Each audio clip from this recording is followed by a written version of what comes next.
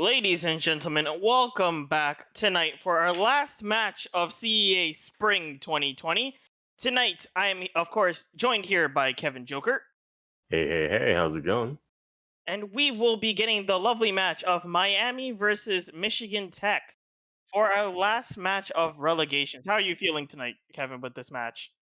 Honestly, I'm feeling pretty good. I feel like these are both teams that have proven themselves, time and time again, that they're just really good teams. They have really good players, both for supporting, both for entry fragging, and they've got some really nutty players on both sides. So I feel like we're going to see some pretty good kills coming out from both sides. How about you? Yeah, definitely. Miami's been showing time and time again that they're a very well-rounded team and performing very good throughout the entire season as well. I haven't really gotten the Hmm. chance to see too much from Michigan, but I am expecting a lot of greatness from them as they did get very far in Open League as well. And of course, for our maps tonight, we will be going on to Villa for our first map with Miami as defense. And for our next map, we'll be going to Coastline with Michigan on defense. And our decider will be Bank as well. And if you're, fun fact, also on Central servers for tonight. Okay. Those are quite interesting maps if you want to go over them real quick. Like Villa, I feel like is a pretty balanced map as maps go in R6. Um, and it really comes down to I feel like Villa is one of those maps where teams can have a lot of liberties, like creatively on how to start attacking things, how to defend things, and I'm not exactly sure if I've seen Miami defend or attack on Villa, so I feel like I'm gonna be looking forward to that. Yeah, definitely. These are two maps that you will see a lot from the roamers, as you're allowed to just move around so much around the map, of course. And of course, tonight we also have some lovely stats coming in. I believe we also have Miami side coming in first. As soon as we get things opened up, there we go. And we will be having Audacity, Corgi, Lulu, Soup, and Worm here. Of Hmm. course, with some pretty well-rounded KDs. Audacity on the little bit of the lower side of the team, but it's never too late to be able to pop off. And corgis, you see, they're kind of not that much score to go off of, so more than likely, definitely a sub coming in for the side of Miami. So we'll be able to see how they're able to work around having to play with one sub for tonight as well. Yeah, you can see Corgi's favorite attack and defense are recruit, so that's definitely something to keep an eye out for. Ah, yes. Yeah. But yeah, we can move over onto the uh, Michigan Tech University side for their quick stats here. Once again, we got Boomer, CJ, J-Man, the dude, we'll be referring to as J-Man, Red, and TKLV. And once again, like a pretty even spread of scores. CJ with a monumental 69 plus minus, and I feel like there's just really good ops, and like a good array of ops shown from both sides. And but really, what's past the KDs and stuff are just how well do they work together as a team. So I feel like that's something that we're going to be looking forward to the most, going to this first map of Villa. Oh, yeah. Yes, and Villa, like we said before, pretty hard on the roam. It just there's so many different areas you could try to rotate out of and kind of work through, especially with sewer just being one of those areas that you don't really, think you need to check that much. It kind of allows the Hmm. roamers to have that nice free access to just get from point A to point B a lot more safer from down there. So we'll see just how much these teams are able to utilize things like that and really show a nice demonstration of what roamers can really do to a game and as a whole.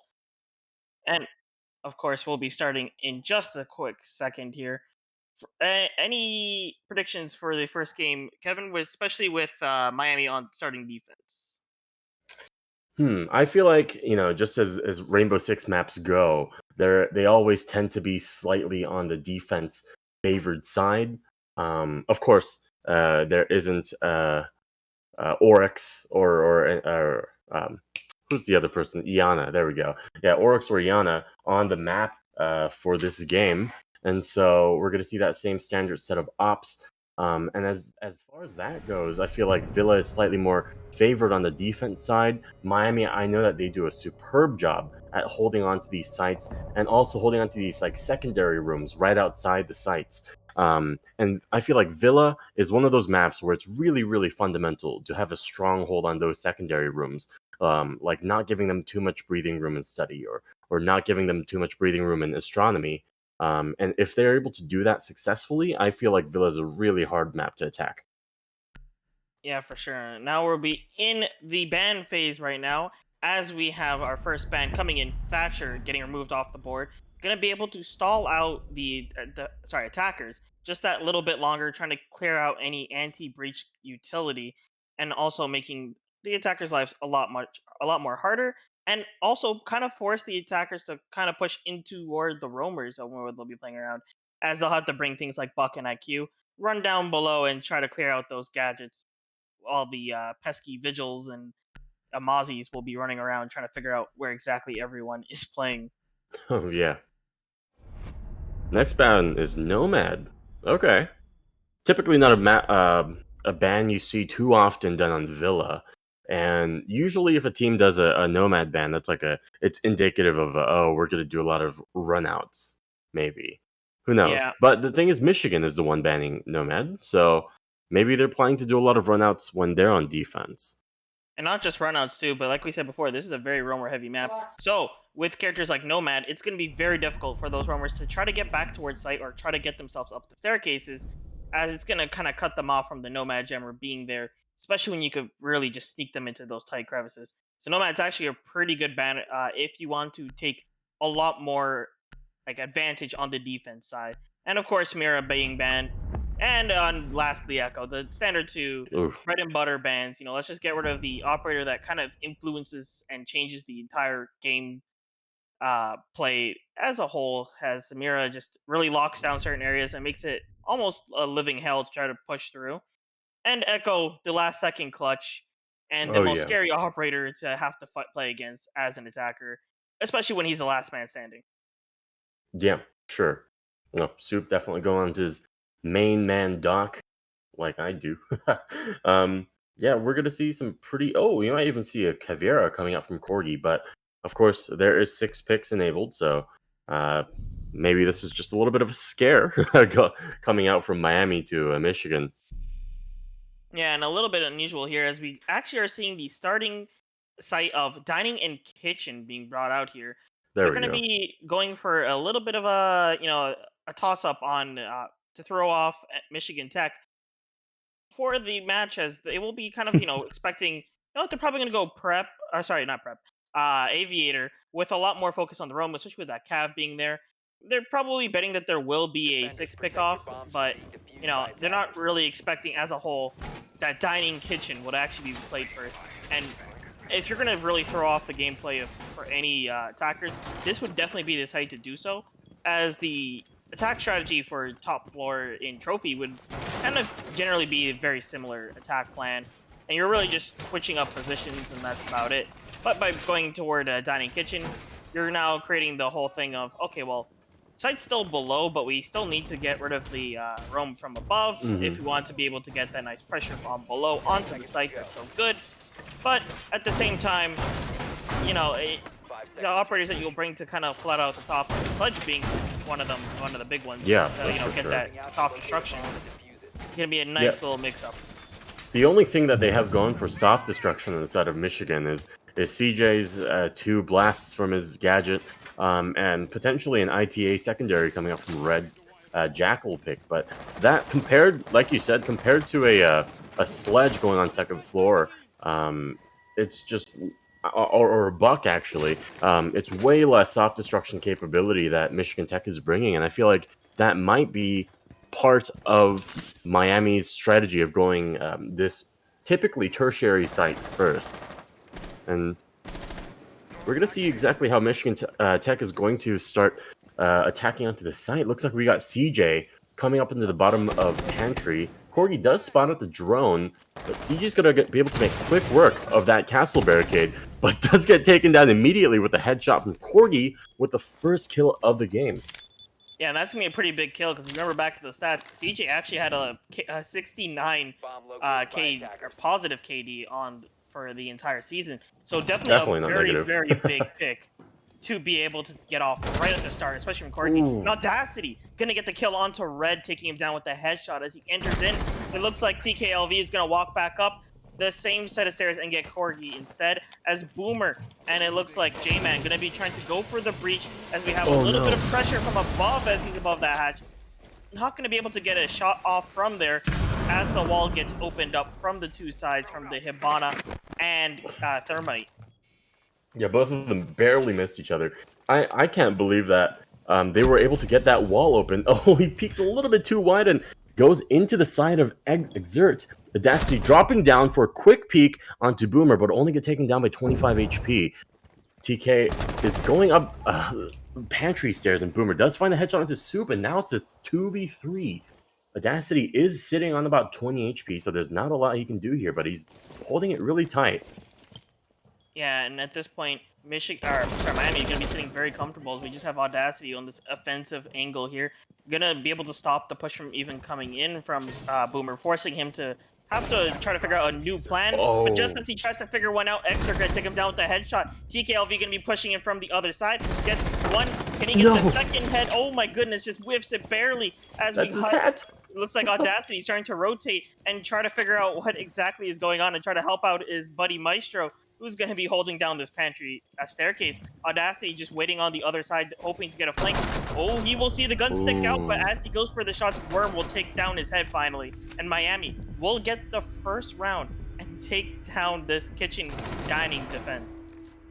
Yeah, I feel like that was a really strong showing from Miami, but it goes to show just how important that that site pick was actually, because I feel like two of their kills for Miami early on into the defense round was because they were catching out people that were just coming into site solo almost, or going for those risky peeks that typically wouldn't happen if you have a coordinated team push onto a site together. And so I feel like with that in mind, just having people run into the map just one at a time and get picked off might have been that map choice or site choice coming out from Miami. And wow, what interesting operators coming up from Miami here. Yeah, Soup, you don't see him on Clash often. you know what? I like the Frost pick already, and actually 6 pick into Frost. Beautiful. We'll be able to Hmm. see just how much these Frost traps come into play here as, one of the kind of operators that don't get that much show off, as a whole in this settings. Just as points are taken off, so if the frost mats are placed too far away, the defenders won't be able to hear it. Won't really know that they got anything off of that mat. Not only that, but obviously super easy to just shoot. But of course, if you place them in the right locations, frost could actually become very scary because now you have to vault through a window. You know there's a frost mat below you that you can't shoot that well, and you also know that someone's also waiting for the entrance and getting ready to fire the second they hear something.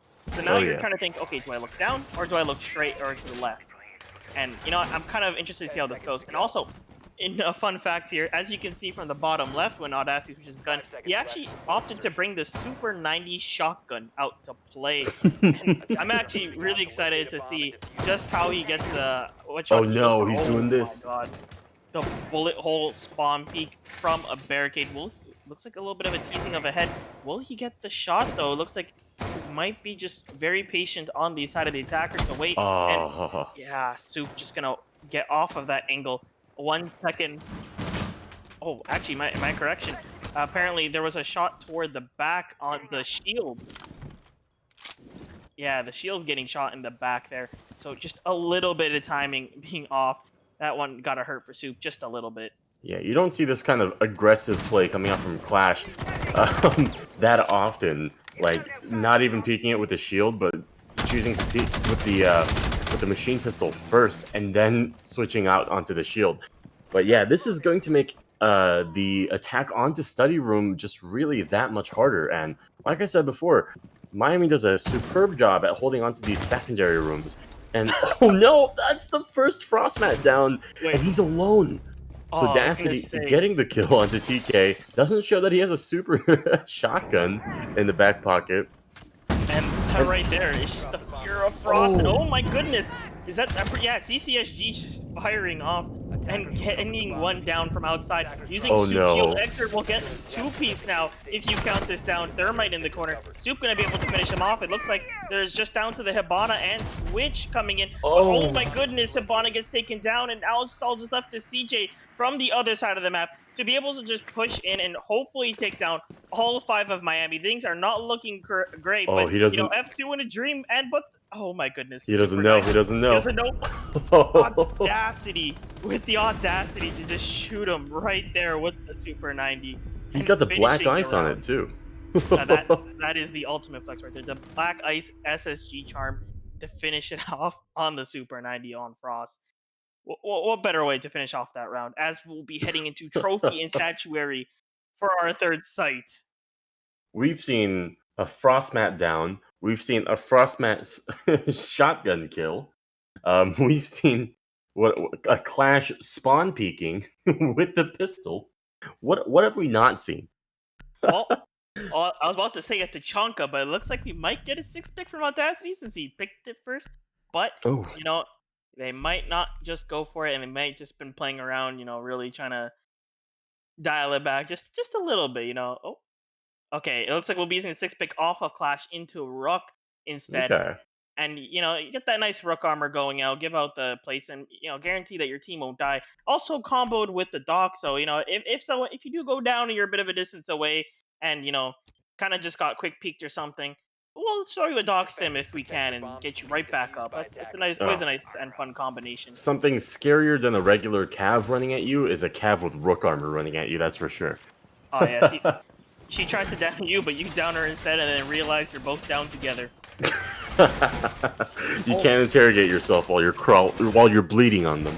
Look at that team synergy. All 3 members of Miami just reinforcing the exact same wall and having each other have to use their other reinforcement elsewhere. Actually, just doing the one thing that makes people so upset in almost ranked in any other play, really. All together, Miami just really spreading out those reinforcements. They did reinforce it from the other side, though, facing the smooth side, facing towards master bedroom, which is sort of indicative of them being doing impact tricks. And oh my god, Audacity does get the kill with a C4 out onto TK, and that was all the way into the back of Spawn, Fountain Spawn, actually. Wow. Yeah. Yeah. But yeah, Worm, Soup, and Corgi, all 3 of them definitely have impacts and are able to do that impact tricking, and down goes Exert with the F2 on CJ. That's going to be no more Doc synergy going with that Rook pick. Yeah, and oh my goodness, Soup Oh. with the P90 suppressed iron sights. Really trying to show the domination that he could pull out here. CJ gonna get taken down from the P90 on Soup. Just as I say it, You hate to Boomer see it. and the rest of the team now have to just try to formulate around this and try to figure out how on earth they're gonna be able to come back here, as they just lost 2 of their kind of more entry fragger type ops, and now It just looks left so with weird. kind of the support and Zofia. It looks so weird. It sounds so weird. I don't think if I got shot at by the suppressed P90, I would fail to tell my team what happened. I don't know who I just died to. I died to somebody on the map somewhere. They were Yeah. definitely somewhere. I just couldn't There's figure no out way where. Cav shoots that quick. Corgi just got misdroned. Mm. He might be able to get something out of this, but I think Boomer might be. Yeah, he's throwing that drone super far out, so it looks like. Wait, actually, it looks like he's just trying to bring it all the way back up to the top all 3 of the floor players and from Michigan are just outside of the balconies on a master bedroom and bathroom side. But it looks like Miami does have it pretty much under control. They have Corgi just in case if there's one still coming out from that side. But I'm pretty sure he's going to be quick to notice that there's no one playing on that area, and it looks like he's already starting to make his way back as he's holding the secondary or tertiary site room over here. Corgi, does punch it as J-Man does jump down. He might get headshot here, actually.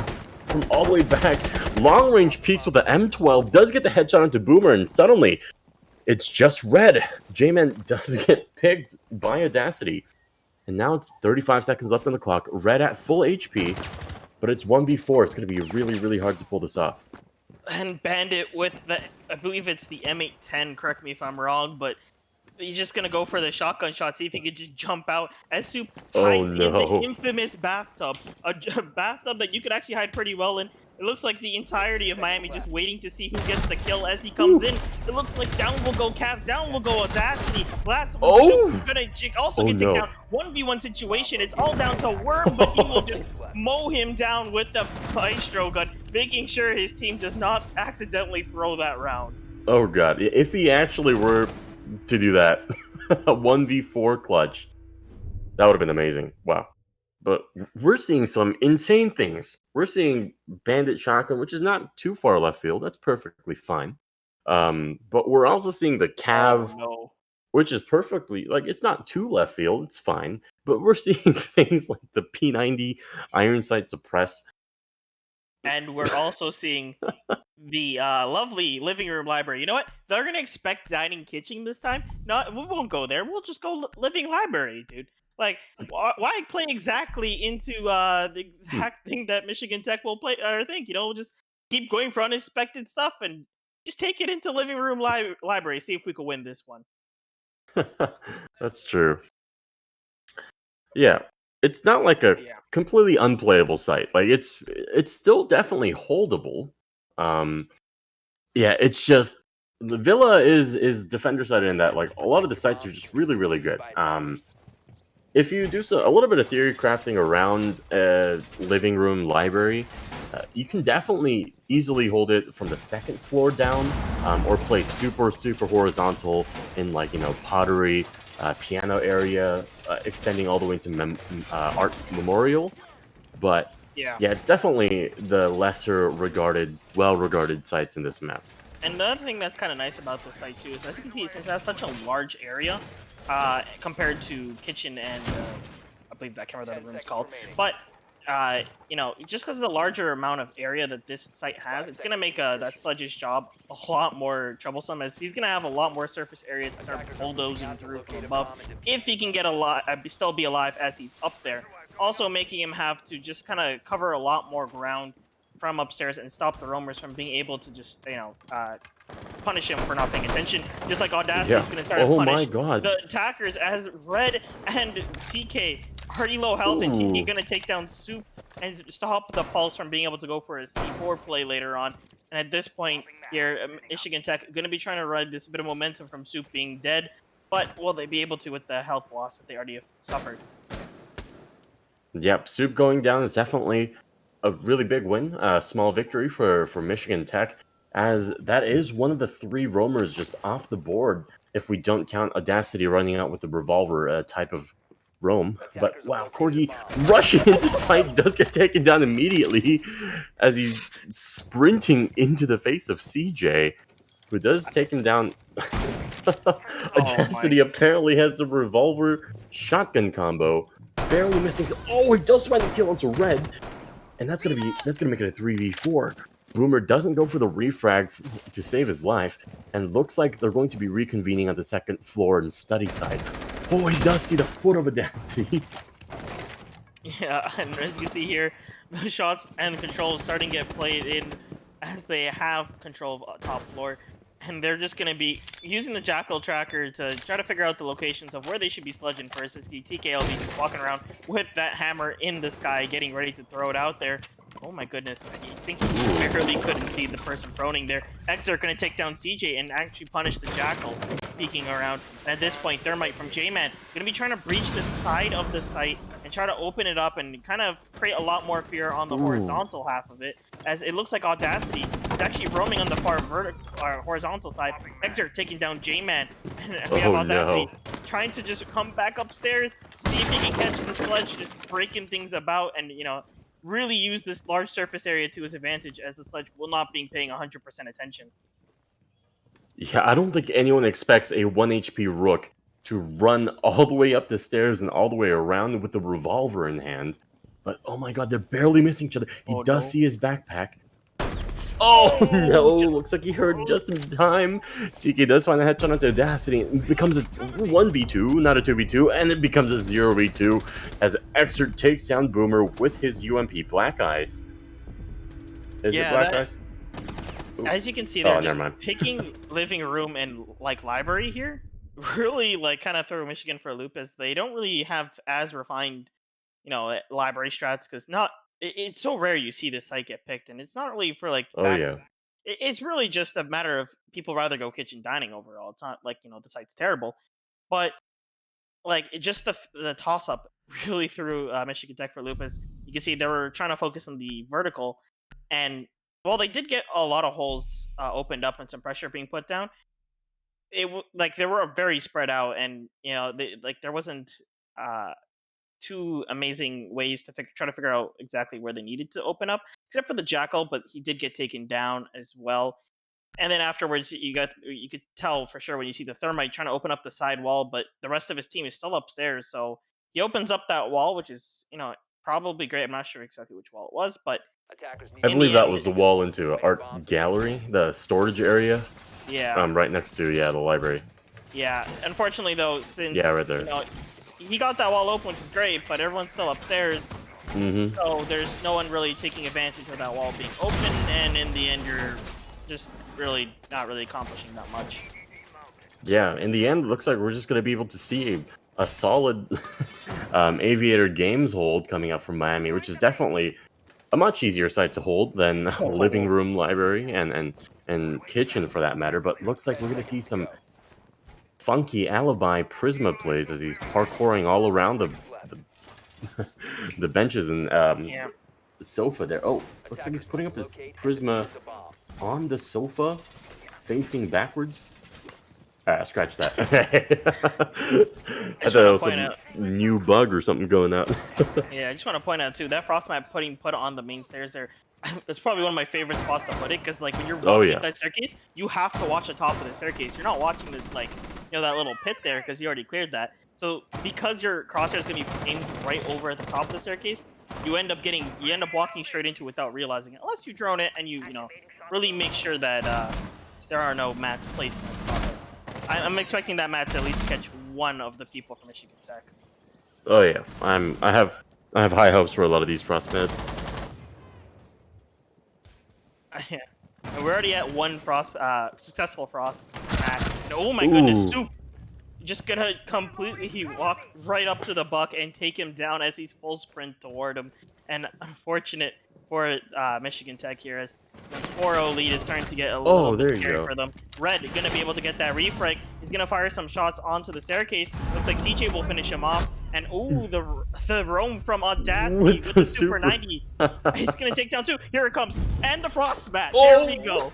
go. He may have taken down the Frost himself, but the Frost Mat is still gonna take down CJ, and he's gonna get his revenge in such a poetic way. Oh, And it he looks like does get picked up. yeah, he will get picked up from J-Man here, and minute 30 seconds left on the clock. That's good. J-Man below 50 HP, CJ at 20 HP. Definitely, it is still a 3v2, and that's 3 guns versus 2 guns. But mind you, there's Capcan traps, there's Prismas if you do shoot at them, there's Frost traps, and there's the heckin' Alda that you got you got coming up against you. So I feel like even though it is a 3v2 situation, might make that a 2v1 situation, it might still be pretty hard for Michigan to bring it back. And as I say that, it becomes a 1v1 Capcan traps, like I said, taking out another person. And now it's just the Alda versus the 556 from Thermite Boomer's Thermite here. Yeah, no more drones left on. He's gonna go for the swing. Mm. Michigan Tech gonna capitalize, as Boomer just gonna take him down as he goes for that wide swing. As you can see here, already ADS and getting ready to push on the door, and just immediately just ran into his arms. Unfortunate there for Miami, just getting a little bit too aggressive there, but and Michigan Tech gonna be able to run away with that round and get them at least one attacking round, which they definitely do need it, since it is a 4-1 lead, and we're at the last defense for Miami here. Yeah, for sure. Um, Honestly, I feel like going if Michigan Tech can bring this round around and make it 2-4, it's still not too bad. Villa is still a really strong site to hold, map to hold, because if you go 2-4, it's basically the same thing as going Aviator site, winning that statuary site, winning that, and then losing kitchen and doing that again. Um, so I feel like that's definitely a score line that you wouldn't be like too unhappy about from the side of Michigan Tech, but we're gonna see because it's definitely a hard site to win. This is or on the side of Michigan Tech, as Miami is holding one of the strongest sites on this map. Yeah, and you can even see like throughout this entire game, Miami's just getting super aggressive and just kind of Oh playing with yeah, their food a little bit in the sense that you got like P90. I wouldn't really say Frost because it's working out for them. And like even Warden here getting picked out, and looking throughout this entire game, I'm not really sure I want to say that flashbangs are really the issue. More so that they're picking Warden a little bit more for fun, but definitely something that you can kind of capitalize on as the opponent team and just really try to catch them for the how do I say the overconfidence coming in. over overconfidence. Yeah. I feel like that's a pretty decent word for it. But yeah, like we're seeing a lot of different operators. We see Soup on Valkyrie with the shotgun with the spaz, and you don't see that often. Wait, they have no, they have 5 shotguns on the side of Miami.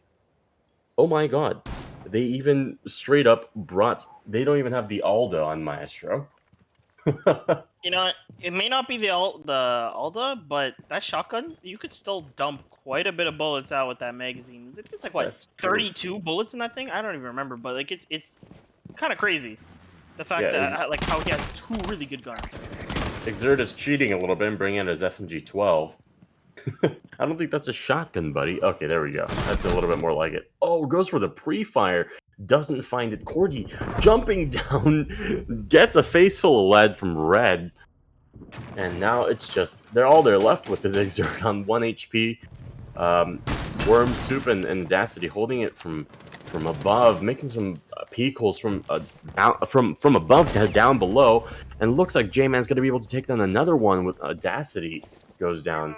Now it's a 3v5. Miami might be a little slipping on their lead a little bit with all of these crazy shotgun strats coming out. And oh, Oh, it's the wait, same that map. mat was still there? Because I remember looking at it earlier and it was gone. There's a dead body on top of it. Did he just put down another one? He Oh, it's a might different have. staircase. Sorry, yeah, I forgot the other Oh, staircase. barely. Yeah, TK just getting the headshot. Yeah, Oh, just no. how you set up one on every single staircase. Oh no, Ready. Boomer.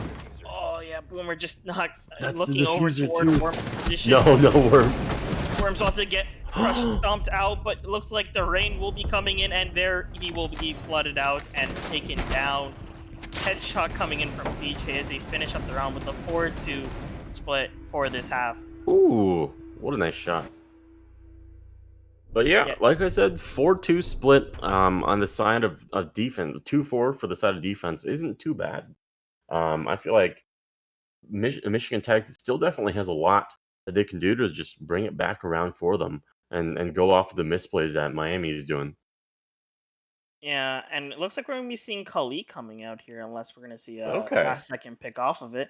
And Fuse. honestly, Kali is definitely a character that it's kind of I want to say slept on just a little bit, just because like obviously originally you hear, oh yeah, we're finally getting a bolt action sniper rifle in the game. It's like, oh yeah, it's gonna be great, and then you start seeing it being played, and you're like, okay, but I could just take the automatic rifle that I have here and just start firing on them and take them down that way.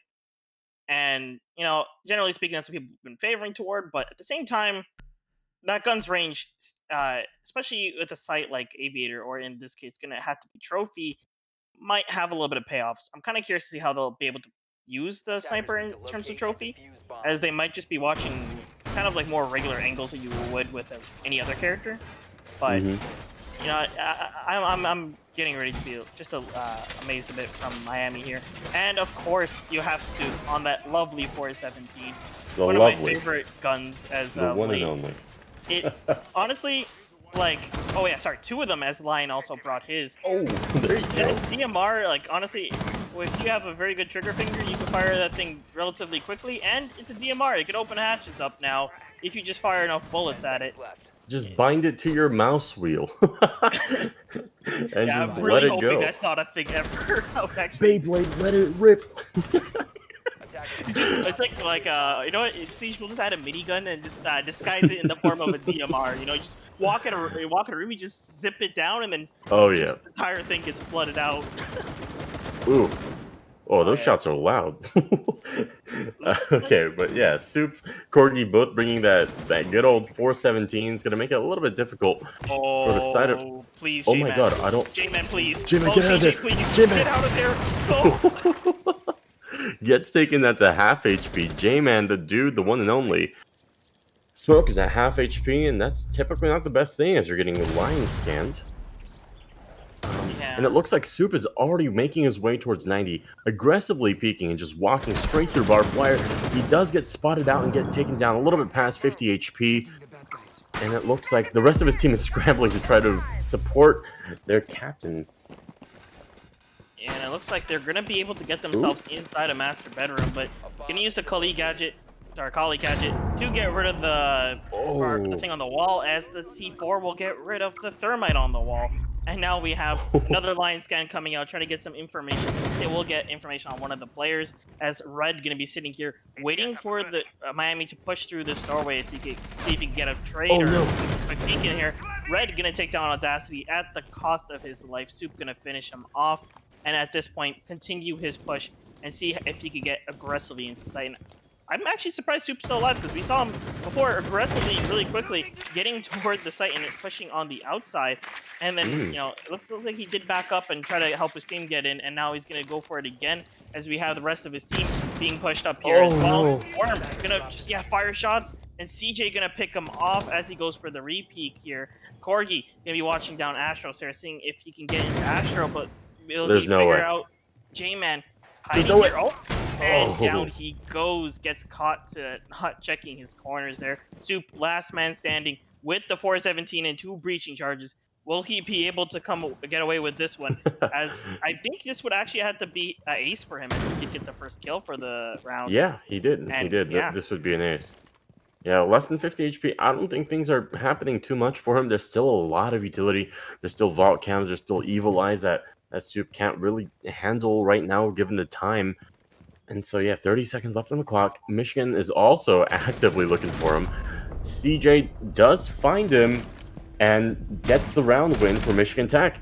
And that's his third round win, I believe, in a row for the side of for Michigan Tech. And suddenly things are looking up on the up and up, and maybe Miami's going to start have to bring non-shotgun weapons, yeah, except for smoke. That's perfectly fine. definitely. Michigan Tech definitely needs to keep taking these rounds, as Miami's kind of running a little bit more of a overconfident strat of just bringing, just Unconventional. yeah, unconventional. Let's use that word there. Unconventional strats. And it looks like this time they might be opting to go the double sniper. Not a bad combination for some maps, I will admit, but we'll see how it comes into play here, as they will be going to Aviator, and I'm pretty sure Miami is going to be betting that they will as well, since they already gone trophy. And, they haven't really given that much indication that they would do something like going dining kitchen like first. And even if they do, I think they probably still could get away with it, as Glaz's gun is actually really, really scary if you let that thing rip, because that gun will just empty its entire meg in 3 seconds if you just keep spam firing as fast as you can, while also of course controlling recoil. Oh yeah, that's for sure. Um, yeah, Michigan going on to that Aviator bar side. I think it's going to be pretty difficult for Miami to take this around, given how they've been playing for these past several rounds. And if Michigan does take this, it's going to even it out for them 4-4, and suddenly things are looking just really, really good for Michigan Tech. And it already looks like 3 of the members of Miami already losing their drone Oh no. on the prep phase, just throwing it at the side of Michigan Tech, and kind of going to be limiting themselves off of the information they're going to be able to get later on. But you know what? They're probably thinking it's okay. We got the line. They'll just press the gadget button and just scan whoever they can. And we'll see here as the first one going out, as we have the Oh, that was push really incoming fast. from the Corgi. already pushing into study as they drone in using Worm. Gonna spot out CJ in the corner there of Classical, trying to see if he can get a pick as they enter in, as he's prone on the doorway. Looks like they're just gonna flood themselves in as quickly as possible, taking in some damage onto Exert, as I believe there was a bit of a blast on the way in. Probably did get shot up a little bit from CJ. This is Walls a getting really opened fast up. push. Yeah, just really taking, just taking a full aggression, Oh, getting the grenade onto CJ from Audacity there. And just flashing into sight. We'll try to see if they're going to be able to push with the line scan to pressure them out. there you go. Red gets the shot into Soup. Oh, and Exer with that 1 HP does get the entry frag onto the person playing in bar, and suddenly Worm is going to get 3 seconds left onto the diffuser. Corgi getting taken down to about 12 HP, 20, 30 HP, as Corgi does take down Boomer, and now it's a 2v3. 2v3 as Red takes down Corgi. Exert still on that 1 HP, and Glass, not one of the best operators to hold on post-plant scenarios, but definitely one that could do it for sure. Worm taking down Red, and now it's all up to TK. Exert does get taken down, it's 1v2. 22 seconds left on the clock, and that's 1v1. Audacity is the last person alive as TK. Oh, it's a Glass with frags. TK does see where the diffuser is spun. He only has 5 seconds left, but oh, Audacity does find the shots that he needs to close out the round for Miami. Yeah, really, really good try from Michigan Tech there. Unfortunately, using the dead bodies also as drones to give out the intel of where he's going to be running around did kind of allow Miami to try to figure out when he's going to go for the fuse. As you saw there at the very last second, there was a down teammate right beside the diffuser, still able to hear if he tries to stick it or not, and lets Audacity know it's okay. Just go a little bit passive here. He's going to be trying to find you and trying to peek out like crazy, and catches the Valkyrie in the end there. As it looks like we'll be seeing a pick onto Nook this time, first time for tonight. Not a bad operator, especially with Valkyrie being brought here. Going to be able to just sneak past all those cams that he can find, Mm-hmm. and especially with the Oh, even the aggressive Mozzie. play. Yeah, definitely with this aggressive play that Miami's been bringing out tonight. Nook is actually a pretty good pick to kind of complement that type of play style. Oh, yeah. Yeah, I feel like Miami's been doing a really good job at just doing super aggressive pushes, and this isn't just reckless aggression. This is Miami doing their drones correctly, making sure that they have their teammates watching those angles that Michigan Tech can swing out of, and as long as they have that really good trust for one another, Miami is really able to show that teamwork come to life, and then just attack these sites in a really efficient and fast manner. So I feel like Nook is also another really good operator for that type of play style. And you could definitely see the way that Miami's been playing too. That especially with their operator picks, they're still having a little bit of fun, but they still are playing a lot more smart, trying to like push in and use this aggression to their advantage. So definitely going to be able to see a lot of good play from Miami and Michigan Tech, as they both are going to be kind of put to the test here on how well Michigan Tech can respond to this aggression that Miami's been bringing in, getting pretty successful with overall. And of course, Miami trying to adapt to their play and make sure that they're keeping things in check. Yo, oh, he does see him. Soup just ran up all the way from basement stairs and just is already on the second floor and is coming It's up like, onto site. There's no way. There's no way he's already made up onto site. There's 30 seconds has passed into the round, and he's already inside vault. Does kill one, and that's banded off the board. He sees another person in that smoke. yeah, sight. He cleared both sites by himself. 40 seconds into the round. There's absolutely no way this man did this. Oh my goodness. And his team, they're going to be trying to capitalize off of this. Soup with the triple kill now as one of his teammates go down. Leaving the diffuser inside a study. Soup going to be trying to figure out how to get himself there as he hears the... Oh, my goodness. no, he does get taken down. But Corgi, will he be able to get the refrag? Oh, yes, he does with the silenced eagle. And at this point, it's all down to CJ just trying to hold down a room by himself. But Audacity just going to blast him from outside. And my goodness, this Soup just fully gunned it all the way down. The only person that he had to go through was Red, and unfortunately Red did not get to react in time and just let him slip right past him, because Soup was just dead set on getting to sight and didn't Yep. stop for Red whatsoever. It really went to punish Red and kind of let him get into sight for free. I Really, think really dominant display from Soup there. I think that's the CEA record for fastest two-site clear solo. I'm pretty sure it that was it stage was is it. literally 40-45 seconds, and he himself had cleared both sites. There's no way. This. And it looks like, oh my goodness, we're getting the sixth pick from the Thermite into Montaigne on Trophy Statuary. So we're not going to be able to see the trophy wall get taken down, but we will see the dominant power positions being played by these shields. Going to be able to allow themselves to push up, get the Blackbeard in the back of all the shields. I'm betting that's a problem, more than likely a few shields as well. Yes, it is, as we already have the pistol drawn. So we're just gonna have the Team Turtle and Corgi and Corgi and Exert on the guns to just shoot out anyone that the shields are able to spot out. And you know, in the past, I've seen people play Fuse Shield and still get like nasty headshots with. So I'm expecting a little bit of a trickery from the Fuse, where people think, oh, it's just a shield operator. I could just run up to him, melee him, open up the shield, and then little do they forget, you know, there's a pistol on the side with more than likely a red dot sign, or not red dot, sorry, a laser sight to complement. Yeah, that's for sure. They're bringing a lot of shields from the side of from Miami. We got the Monty, we got the Blitz. I believe we might have the Fuse on the shield as well as the rifle shield from Exert. So because we don't have a recruit available for shield purposes, I guess the next closest thing is Knock. Yeah, I just want to point out The too, digital shield. Kevin, that's the DMR Blackbeard as well. Yeah, They're already going into. oh Oh, my they're goodness, already the going. Oh, but smoke. how did they get the? Oh no, that was Corgi shooting Exert in the back of the head. Audacity does find the kill onto Boomer, however, and does get taken down by Red. He is half HP though, and these pesky shield users might prove to be a little hard to kill. Soup does find another headshot, but gets refragged immediately by CJ, and now it's down to. Oh my goodness. It's down to Red. Kills I them feel all. like that was probably one of the quicker rounds in the entirety of CEA right there. Just raw aggression from Miami that kind of did get matched by Michigan as they were just ready in position.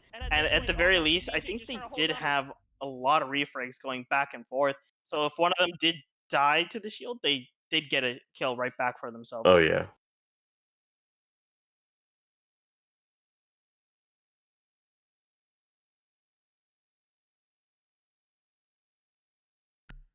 Hmm. Yeah. For a note from an observer, at the time that we saw that entire round and finish, the stream was actually, because of the stream delay, it was actually set back to the final kill cam. Like, that's how quick that round was. Yeah, that was Wow. that is such a fast round, and it looks like we will be. I like this. We got Red on the cap can. Gonna be able to answer the Ooh. aggression that Soup has been being able, Soup and the rest of Miami have been able to put down with just cap can traps and forcing them to be able to have to watch the door and take a little bit more time going through, kind of giving himself a little bit more breathing space. And especially with the sixth pick into cap can, it's gonna, if they don't drone out like super aggressively and see him early on, they may not even realize he's in the game, but it looks like he might get caught out here from Exert. Yes, well, if they do recognize it.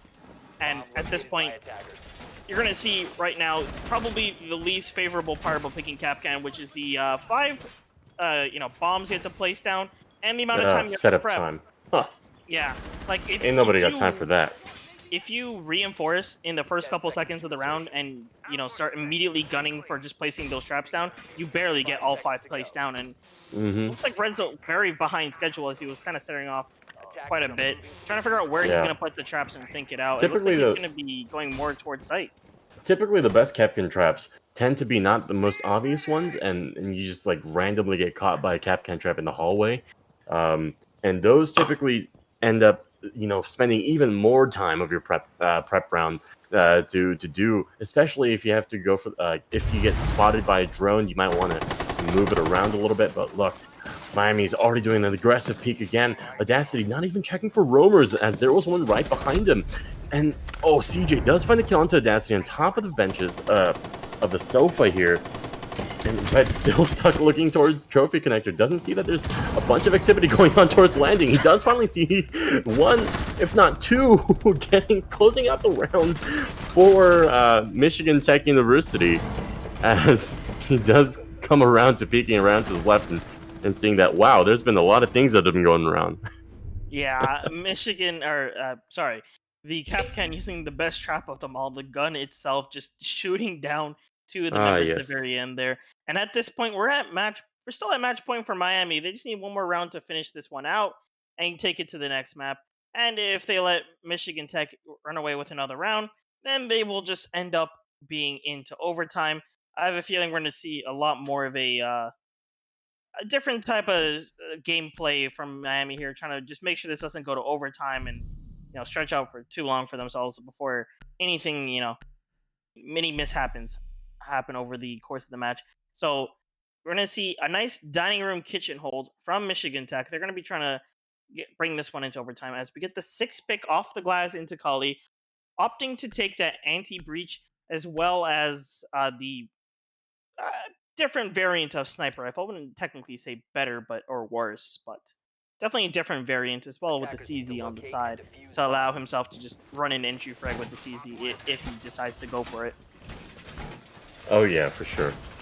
Looks like, yeah, Miami is bringing a little bit of the heavier guns around this time, opting to bring that Zofia, and especially and the IQ as well, going to be doing really good at spotting out some of these pesky little vault cams and goos, especially this time around, from the side of Michigan Tech. So looks like they're going to be looking to gun it down and just really close out this game for the side of Miami. But I just I'm want not to sure. Yeah, go for it. I just want to point out, like at the start off of this, before this game started, we looked at the records, and Audacity was like I think the only one that was negative for the side of his team, and we already see him here, 11-7, definitely showing that what, even though even though the initial stats may show that he has a highly negative score, doesn't mean they're like bad players. Like they just end up in situations where they either die more or you know, like just a lot more riskier situations and kind of. Oh my goodness! Actually, sorry, as I was talking, Corgi got set down to 1 HP there, as I do believe there's probably a spawn peak going on somewhere. Yeah, apparently it was from CJ going for the early shots off and did connect onto Corgi and really bringing him down to low HP. Oh yeah, that's for sure. Yeah, Corgi, like you said, already going down to low HP, but what really matters right now is that usage of that Zofia concussion as well. If they don't have that, there's not a lot going for them. Oh my god, that's TK getting another kill onto Worm. Does get responded to by a little bit of bullets, taking him down to about 1 HP, but the second C4 doesn't find anyone. And looks like we're going to have to start using up a lot of these breach charges from top down to take control of his kitchen site. But no, it looks like no one from the side of Michigan Tech is going to be open from these floor holes. Yeah, Minute 40 left. the aggression from Miami, they just used it to be able to push up here so quickly, especially with no roamers, it looks like, at all from up there, allowing them to just take free reign and not get punished for the aggression that they've always been taking. And it looks like now we're just going to start getting side push, minute 30 seconds left on the clock. A lot of time for them to be able to make well thought out decisions here, as Soup going to be able to take down TK, bringing this down to a 4v4. However, Zofia still on low HP. We'll see if that comes into play, or if he just ends up running away with a bunch of kills here, as we have the Kali walking down the staircase with the sniper in hand, Ooh. getting ready for those quick flick shots and seeing if he can catch anyone, as it looks like Boomer playing on the side of the basement stairs, trying to see if he could catch anyone from pantry and see if they try to go for the long rotate. And worst case scenario, just rise above and just start gunning everyone down. Oh. CJ gunning down Exer. Corgi taking down Boomer. Soup's going to take down Red as the push comes in from Memorial side. Looks like CJ's going to spot him out from the other side of site and take down CJ. Corgi as well. Shot's going to be flown across the site. He will stay alive, as now it's just last man standing. Audacity in the game here. Going to be trying to see what he could do with Kali, see if he could get this nice quick win and bring it to the Oh stop. no! And Corgi gonna use that Claymore to catch out CJ, who tried running out, reviving Soup, bringing this to a 2v1, and suddenly the power shifts into Miami's hand. Diffuse gonna be going down from Soup, as we have Audacity going for the cover. Impact him. Will J-Man be able to get this punish? Diffuser goes down. Down will go Soup. Will he No! get another one? Oh my goodness, the pistol being used, and Oh! Miami No will way! win that out on Audacity, just really bringing that There's round no back way! for the side of Miami. He didn't even have the CZ, it was just a regular P229. Oh man, and the IQ elite screen to finish things off with Soup on the MVP there. Well played from Miami with their aggressive rounds and the aggressive takes. Definitely kind of showed Michigan Tech that they're going to have to make a lot of adaptations just to how they want to defend this because Wow. if they go for a very loose roaming strat, they're not going to really get or catch anyone, and they're just going to have their site taken down in 3 seconds. They're definitely going to be trying to play a lot more tighter towards site and just try to catch off anyone trying to just run straight into site. Yeah. Oh yeah, that's for sure. CJ definitely showing, flexing his R6 muscles with ending the game with 16 kills. Despite not winning the map, I feel like that just goes to show just how dominant of a player CJ can be. And maybe for the next round, next map of coastline that I believe we're just going straight into without a break, as the game was just super fast on map one. We're going to be able to see maybe a little bit more of warmed up Michigan Tech, a little bit of a warmed up CJ. Honestly, that sounds pretty terrifying to me. Yeah, and Coastline, a very aggressive map where like people who run aggressive attacks can really start to dominate, and it definitely does show throughout the entire season.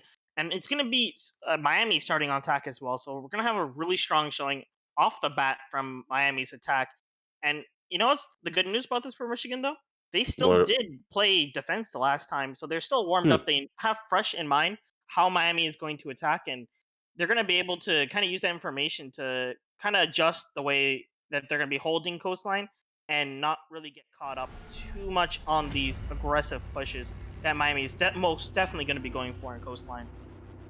Yeah, that's true. I feel like Coastline is a little less of a map where you can just mindlessly rush onto site just because of how much smaller the map is and how much faster rotates are on this map. That it's so much easier to punish someone just running directly into site because of all the different chokeholds that you can utilize as the defense. So I feel like Miami is going to be forced to switch up some of their gameplay going into a map like Coastline from Villa, and so, who knows? Maybe we'll even see a difference in bands. But as I say that, we see the same band coming out from Michigan this time, doing Miami's band for them, which was Thatcher. Yeah, and Thatcher, I would actually argue probably not 100% the upper you want to kind of ban coastline because I'm not gonna lie, you almost never really see hard breach actually like pull off a lot of crazy strats That's on true. coastline. No The one only really ones goes that you could, penthouse. yeah, you could say like, for example, VIP wall being opened up is quite big, as well as kitchen maybe if you blow open triple, but Yeah, the amount yeah, of anti breach being put on those walls kind of lower. Probably triples more likely. However, we will be seeing the IQ and Valkyrie ban this time around, coming in okay, from Miami. IQ, an operator that I'm pretty sure we see Miami run. Actually, no, we've been yeah. seeing them run a lot of crazy Well, stuff. So it'll be Michigan Tech running them a lot. I think we've seen both teams run IQ, but yeah, it was definitely predominantly a Michigan-sided operator. But it looks like Miami is really switching up their bans to directly affect the gameplay that they saw from Michigan on map one here. And it looks like a standard mirror ban coming out from Michigan as well. Mirror still definitely a strong operator on coastline, being able to hold down entire rooms with their gadget. Yeah, and Michigan Tech kind of got put in a place in the bans where it's like, do we want to deal with the Mira and be able to use the Mira on defense, or do we want the utility of an Echo being brought out?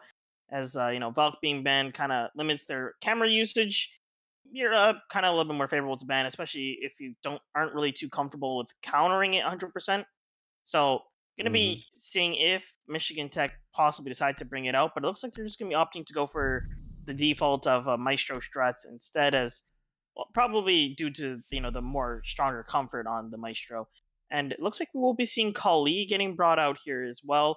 Actually, I really like Kali on this map because there's a lot of areas you can take advantage of, as well as kind of like a main window on site that you could look through. So for Hmm. the side of That's hookah true. billiards, he could decide to either look through hookah door and try to see if anyone's going to try to quick peek the balcony there, or possibly onto that nice lovely window by billiards all the way from ruins, and really stop anyone actually from being able to rotate from luggage, as he'll be able to see all the way to that door, as well as a little bit on site around the billiards table area. So Kali is definitely going to be a nice operator to pick to cut off those rotates back onto site, and we'll see how the rest of this round plays. Actually, more also notable too, Nomad being brought out after the previous map, it being banned. So gonna be able to stop the roam from Michigan Tech to be able to get on site even more. So they're just gonna have a very fun time.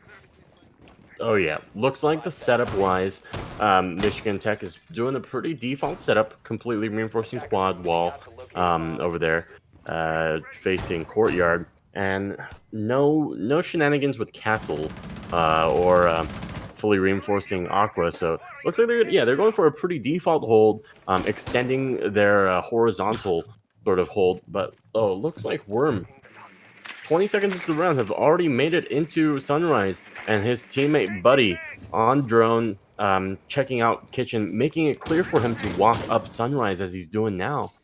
And And oh, with no the one's barbed wire, Sunrise. Sorry, no no one's Cool Vibes cool there. vibe. If he walks up right now, the only thing that's gonna really scare him is J-Man, and if they don't have enough camera footage to be able to let him know that someone's actually actively walking up that, it's gonna Oh, be there's very no. scary for J-Man as a whole, because he might just be on cams or watching something else. Oh, And I he's think droning it. yeah, he's watching the drone hole. He CJ, knows. He knows.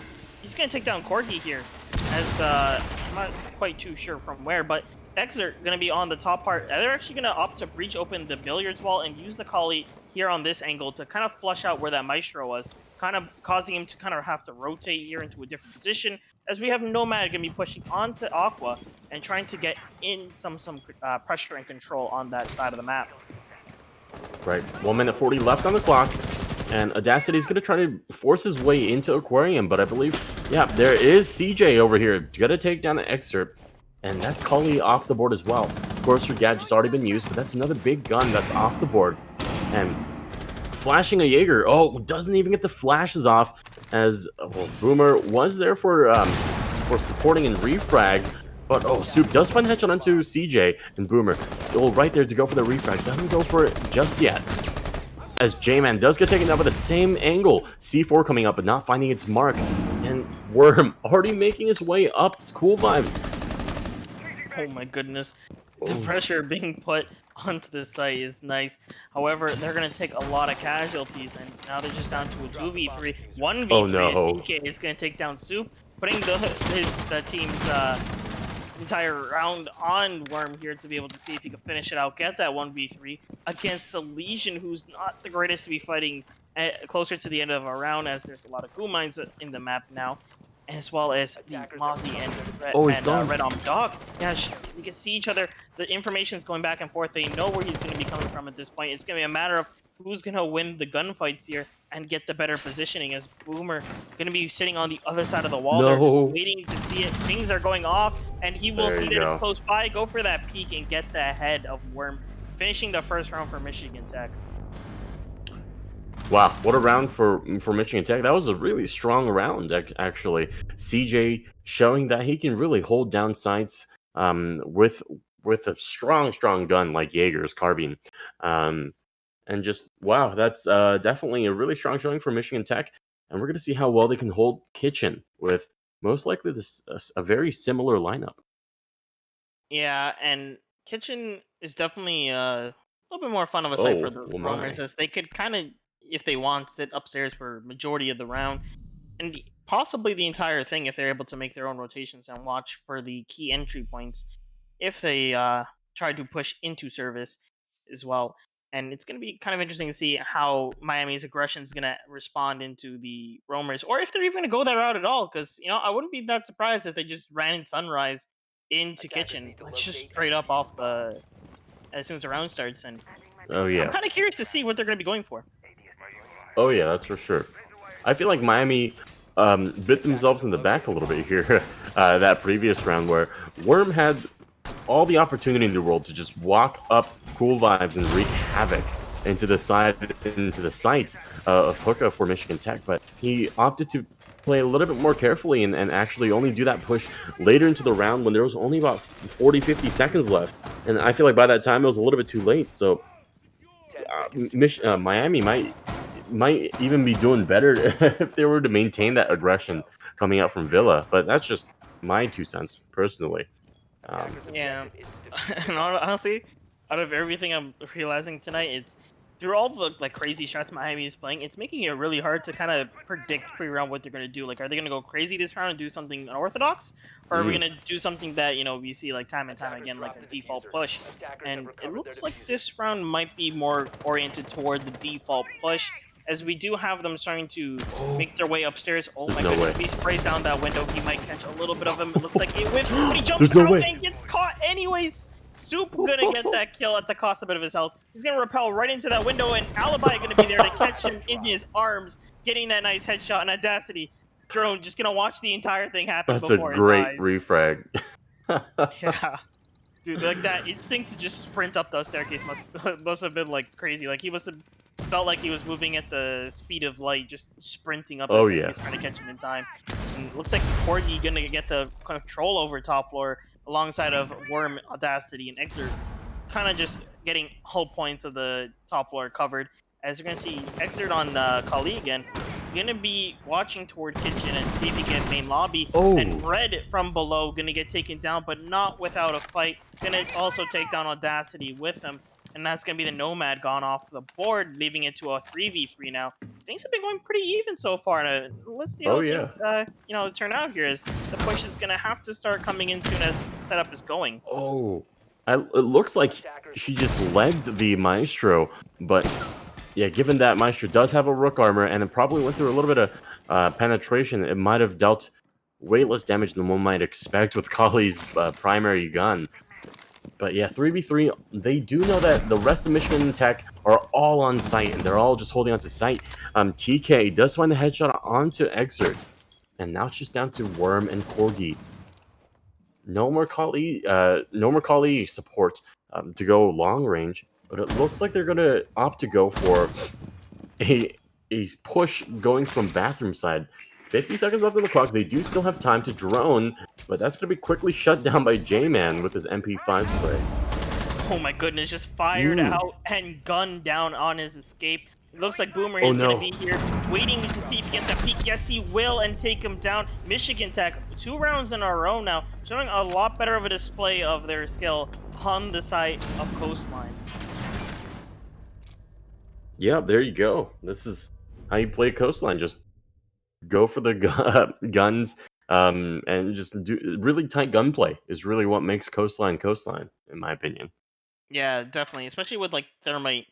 I mean, it looks like they have been finding their own ways to like utilize the Thermite and breach open walls, but as a whole, like as you can see, there's not that much real estate for him to try to blow up with those Thermite charges, and it kind of makes a Thermite player a little bit sad out of the nothing really to blow up. You could just run and gun though. You could just become the entry figure that you always wanted to be at the start of the season. So, you guys got that option. Looks like we're gonna be going to a blue bar sunrise hold here as we have Castle on Boomer being six picked. As this might be a little bit of an interesting hold here. We don't we do see a bit of blue bar holds, and a lot of them have been successful, a lot of them unsuccessful. And we'll see how Michigan Tech decides to hold this one down and see if they're able to, you know, still keep a good, decent hold while also adapting to how Michigan Tech has been playing. Because, sorry, Miami's been playing because, Hmm. yeah, the aggression throughout the entire game. Oh yeah, for sure. It looks like they're going to bring that Monty from the side of Miami to maybe slow things down a little bit and play to their strengths of just aggressive angle peeking, and maybe that Monty as a portable angle holder, and a holder of power positions, as it's commonly known now. Might even help a lot more. Yeah, this bar is typically not the site that you would see, but with some good strats, it's definitely better than Penthouse.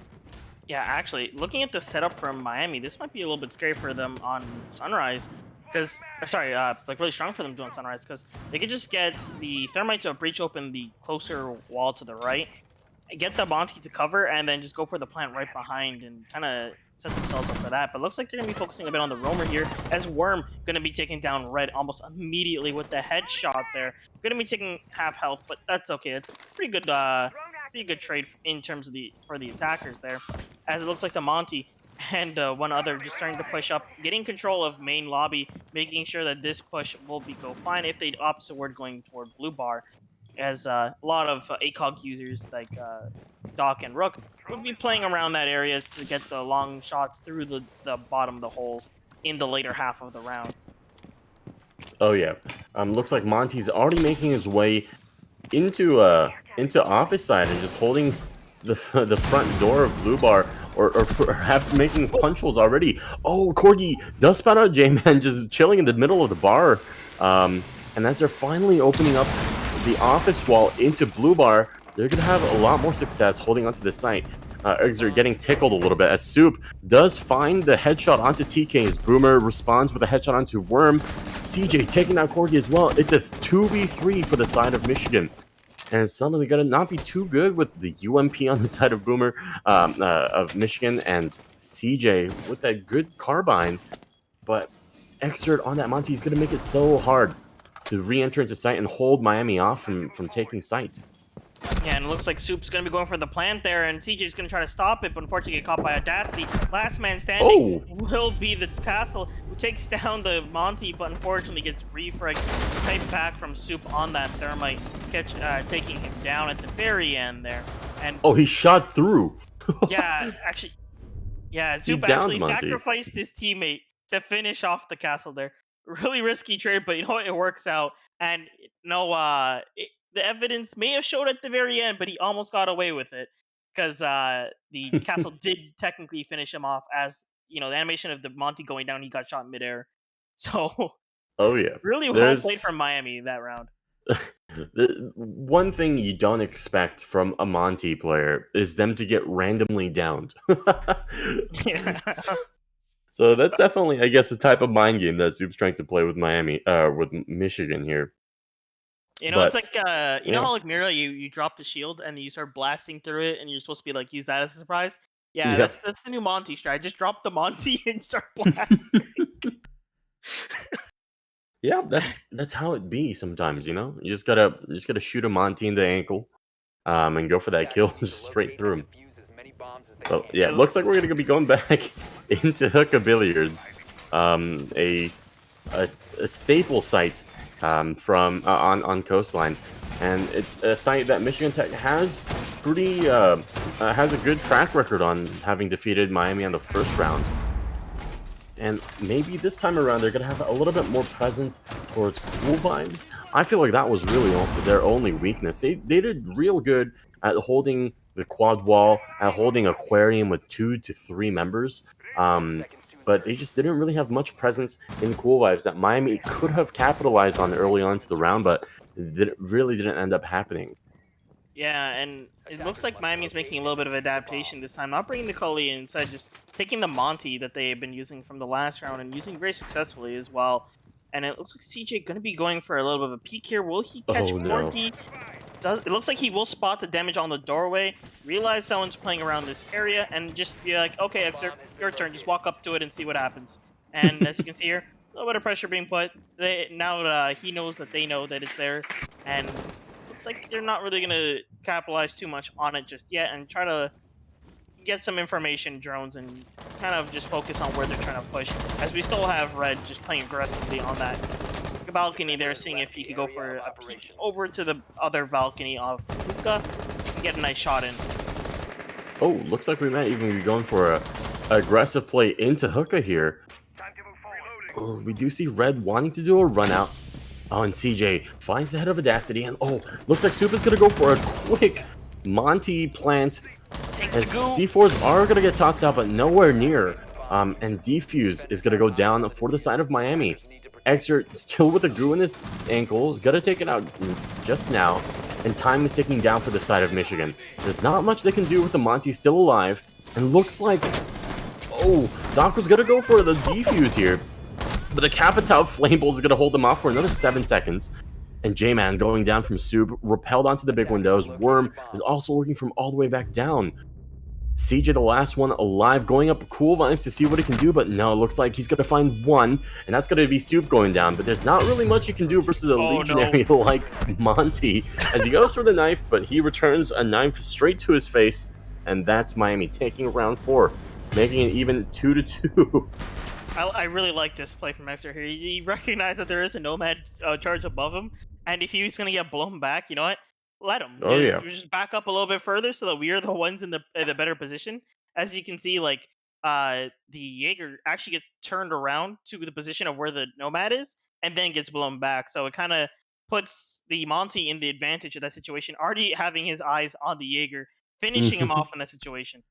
I really like that play from Miami. You know what? Instead of just aggressively walking into site and killing people, let's just aggressively plan. Let's just just Yeah, walk in, put Monty up, smoke it off with the Capital, there's another drop win down that condition. diffuser, and there you go. We just win it through putting down the diffuser at the 2 minute mark.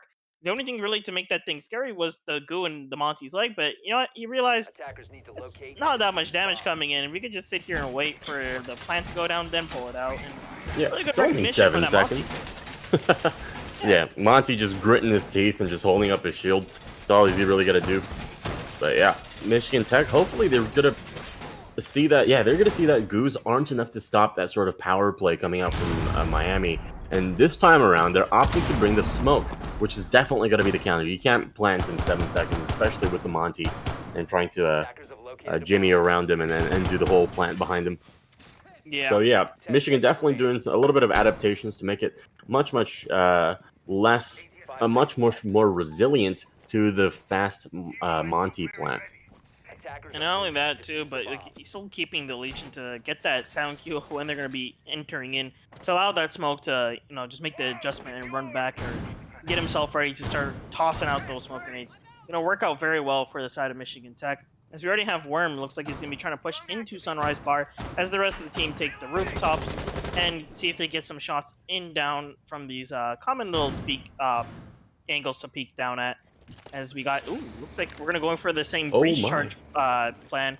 As Soup just gonna wing it and just immediately go for it and pray Oh to God no! get it in time. But Red, He he's does. gonna peek out. He's gonna realize and hear the repel, go for the punish and get it. As the wall actually does get opened up there. So you know what? Soup may have died, but he did his job. The only downside is look where the diffuser is. That's true. Especially with Soup with 8 kills on his team. That's definitely the bulk of the kills on Miami's side. So now Miami's gonna have to get these kills on their own. They do see the first spotting of Monty, but wasting one of the toxic babes from the side of for Michigan, getting their second kill onto Corgi as CJ does take down another one, going for the Oh my shots goodness. onto Monty, but it's not really going to do much as Worm does take down Red, and that's going to be the smoke off the board, and it's going to make Exert so much better. Oh, Oh my goodness, the gut no, punch and yes! the shoulder shot to finish it off. CJ was gonna take down that Monty. Really close fight there as the Monty nearly recollected himself. But CJ gonna take it down another one. That's Audacity off the board. Just down to Worm who's gonna try to peek the same angle. However, CJ did rotate off, so he might be able to get in. We'll see here as, oh my goodness, CJ using the breach against them. Gonna be peeking straight into luggage using this, putting Worm in a very difficult place. He's gonna be trying to get out the window and just trying to restart and try from a different angle, as that is not gonna work out in his favor if he tries to keep. Yep, that's for sure. 1v4, definitely not the strong suit of Ash, and it looks like he's gonna get peeked right now by J-Man with the headshot onto Worm. And Michigan Tech takes the third win for out of 5 rounds for Coastline Map 2. And last round of defense for Michigan Tech. They're definitely gonna want to win this one and get that nice 4-2 lead on defense to take the fun time of attacking on Coastline for the second half. Exert gonna be using that Monty again. Really been working well for him. It may not have went too well that last round, but it's also because they had to make the adaptation of kind of putting the Monty downstairs alone, and did take a little bit of time off of them, and kind of ended up coming a lot more favorable for Michigan Tech in the end. And it looks like we're gonna be heading to Kitchen here, so they're gonna be. What did they do last time? Let's see. did try to go for a top down clear, I think, a bit, and then we saw Soup get destroyed on the window. As unfortunately, he did get one kill, but unfortunately, the refrag from the alibi just Defenders, light speed protect up your the bombs from staircase being defused and by just Light attackers. speed. stopped him right before he could get in, and Bomb almost located by worked out in attackers. his favor. If he, oh, that could have Oh, been so bad if that. oh my Wait, why did god. that? Was that a regular one? I Why did think that that was a detonate? regular one. No, it wasn't special Wait, because he's no. out. Why didn't that detonate? Who knows? Maybe it's a little bug. The Goyo shield, generally speaking, when you destroy it, detonates on default. And as you can see there before, the Jaeger did the thing 10 where seconds to go. they had it added to the game where if you go on top of the deployable shield and you're standing on it, it'll 5 automatically seconds get remaining. destroyed. So generally speaking, that results in the Goyo shield being detonated and exploding, Attackers but are in this heading out case, to defuse a bomb. somehow suppressed the flames and saved the lives of a lot of Michigan Tech players, as that would have really hurt them. And yeah, it did Yeah. collapse. The attacker's bomb Yeah. diffuser has been dropped. Hmm. Attackers have recovered their diffuser. Interesting. Learn Well, something new every day, I guess. Attackers recovered the bomb diffuser. Looks like we're getting a very aggressive flash play in Attackers here. dropped the bomb diffuser. CJ just gonna swing Attackers using the recovered shield oh the my for diffuser. god. cover. He gets it. Yeah, he gets one kill there. Now the Monty trying to give out the positioning. Oh. But he's keeping himself on his feet. He's very much moving a lot using his mobility. And it looks like he'll get flamed out Oh and shot no. down as Audacity will take him out. 4v4 now for this round. 2 minutes left on the clock. There is someone playing on that big window, waiting to just jump out and see how much he could take down with him. Just waiting for the opportune moment of when they forget. Or possibly even using that hole right beside him to see straight into the front door of service and catch them as they walk in if they choose to forget him entirely. We'll see how this one will play out here as Red just waiting for it. Oh yeah. Oh, looks like they're gonna try to go for that plant right now, but no, Monty's gonna go down. And the integral part of their plan is currently down, but looks like he's going to be able to get picked up. Red roaming, having complete control of the second floor over here. He's going to run around, get a couple drones, but looks like Miami has still yet to pull the trigger on their Monty Plant plan. And maybe we're going to start to see a couple of the inklings of that coming around right now as Boomer does get taken down a little bit. J-Man finally kills the Monty with the smoke, and Red rushing out, I believe, does find the kill. Worm finding the kill into Boomer, and now it's just left the Worm to do something against 1v3 with the down teammate. Yeah, he's gonna pick right back up his teammate. I think we only have 1 or 2 smoke grenades left into place. We already saw one get used. Yeah, 2 smoke grenades left. Definitely a lot to be using at this time left. I do believe he could cancel out about 30 seconds of one doorway and then leave it 15 seconds remaining there. Unless he keeps holding it out Attackers and have just, recovered their being able diffuser. to just stop that door push altogether. Looks like Ash gonna be trying to push into main lobby, where the Red on Vigil will be playing. Drone will be coming down the stairs, so he's going to take a little bit more time to set that one up. Might not be time that they actually do have, as there's 30 seconds left on the clock at this point. That smoke could pretty much shut Oh down an no. entire entrance and make this very scary. As they start to push in, Red is going to back up and try to keep himself safe, really just using time into his advantage, making them have to clear out everything and not really get the satisfaction of realizing that it's clear.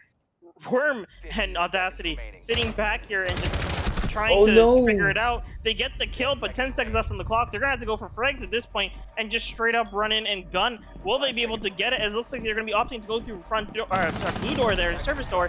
And first teammate goes down, and so does the second. But as he Oh doesn't wow. get deep in enough, and Michigan Tech will win that on a timeout. Wow, what a great round from Michigan. Just oh wow. I felt like Boomer could have done even more in that position as Vigil. But it looks like he swung out a little bit too fast. Um, but still gets the win for Michigan Tech University, making sure to play the timer as that is yet again another win condition. That just that Michigan Tech is doing a great job at just utilizing and making sure that they can take these wins. And yeah, like you Yeah, said before, 4-2 is definitely a great scoreline for them in the first half. yeah, and you can see from like the way that they're playing that round, there was a lot more focus on the Monty and plant strategy, which they did adapt to. Started bringing the smoke, and that really just kind of stalled it, threw a giant wrench at their plan, caused them to get stalled out, especially with the C4s too being attempted to being tossed over at them. really just made Miami's push plan kind of not work out in the way they wanted to. Use up a lot of time and just ended up losing that on time alone. Now we're gonna see them on defense here. We're gonna see again them trying to do a little bit of a crazy start, having that castle and going toward the Sunrise Blue Bar first, trying to get this win out of the way, and try to really throw them off their game again. Yeah, for sure. We're gonna see some interesting first round bar hold coming out from Miami. We see that Goyo shields.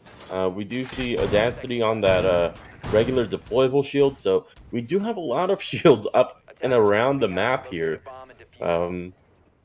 As long with the castle barricades as well. It looks like they're going to be going for a very, very similar hold onto Blue Bar as Michigan did before. Yeah, and we're gonna see. It looks like that is the Jaeger from Corgi on the roam. Gonna be inside of the kitchen area, trying to hold down this side of the map and stop a horizontal push from coming in. As it does look like Michigan Tech is going to be droning for it. Boomer gonna spot Corgi in his position, and J-Man gonna try to capitalize on it by pressuring from the window. But doesn't look like he opened it yet, and he's just sitting outside there under trying to confirm the position. And there we go. Now we got action going in.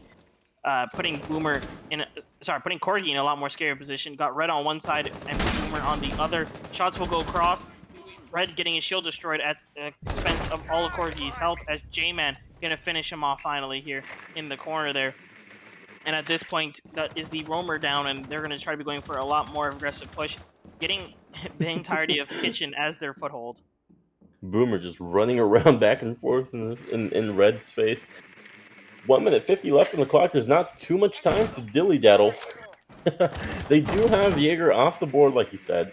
And that's going to be one of the integral roamers off the side of Miami. But as I say that, Castle, another integral roamer, apparently, to the side of Miami, taking down Thermite, which is yet again another really important operator for Michigan with that darn UMP. That darn good-looking UMP. Yeah, it's still gonna leave Michigan Tech with one more hard breach operator to be using here, getting any walls that they see fit to open. As Worm gonna be playing main lobby, as Exer gets a kill onto CJ. It looks like he actually ran out too, I think. Oh my goodness, yeah, he did. That is Exer's dead body sitting there on the staircase. Did not get to get inside the building. Oh my goodness, TK getting that nice angle onto Exer's head, one tapping him and taking him out. Now we're just down to a 3v3 again with a minute left on the clock.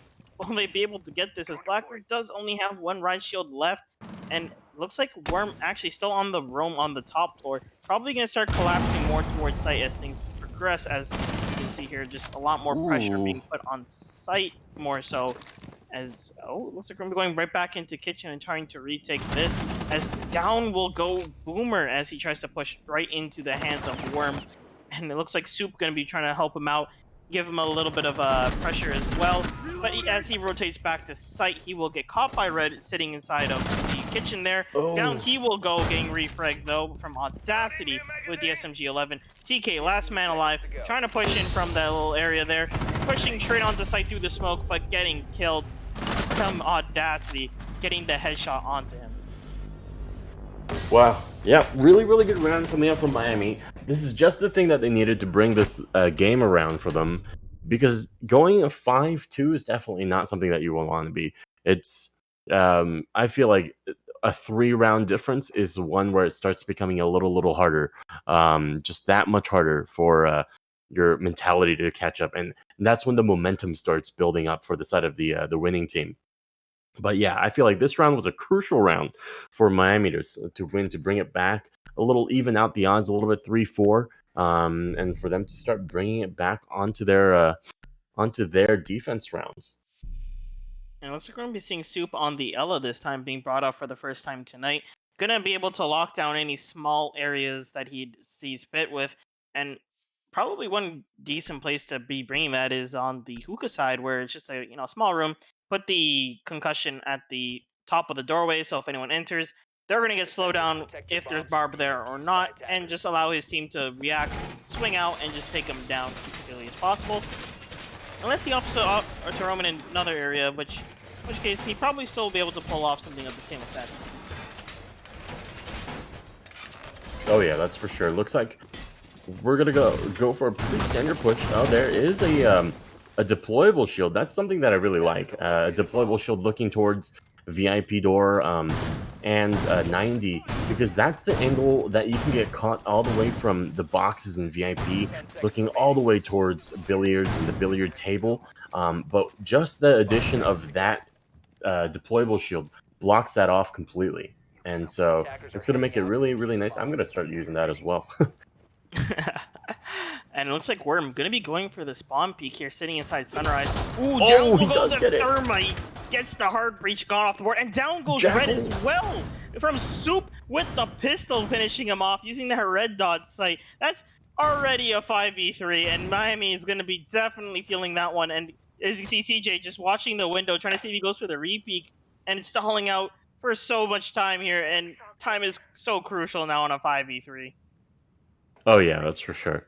They do still have a hard breach though on the side of Michigan. They still do have Hibana. They still do have Twitch and Buck, so they can do everything that they need to do.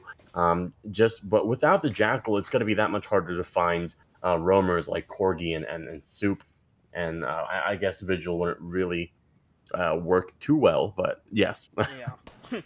Yeah, you could run with Vigil, I guess. You know, the best strats with Vigil, though, is the Anchor Vigil. We all know it. You know, they oh never yeah, really expect you to go invisible on site and actually be there. You know, they just expect you to be below at that point. oh that's true. The bait and switch.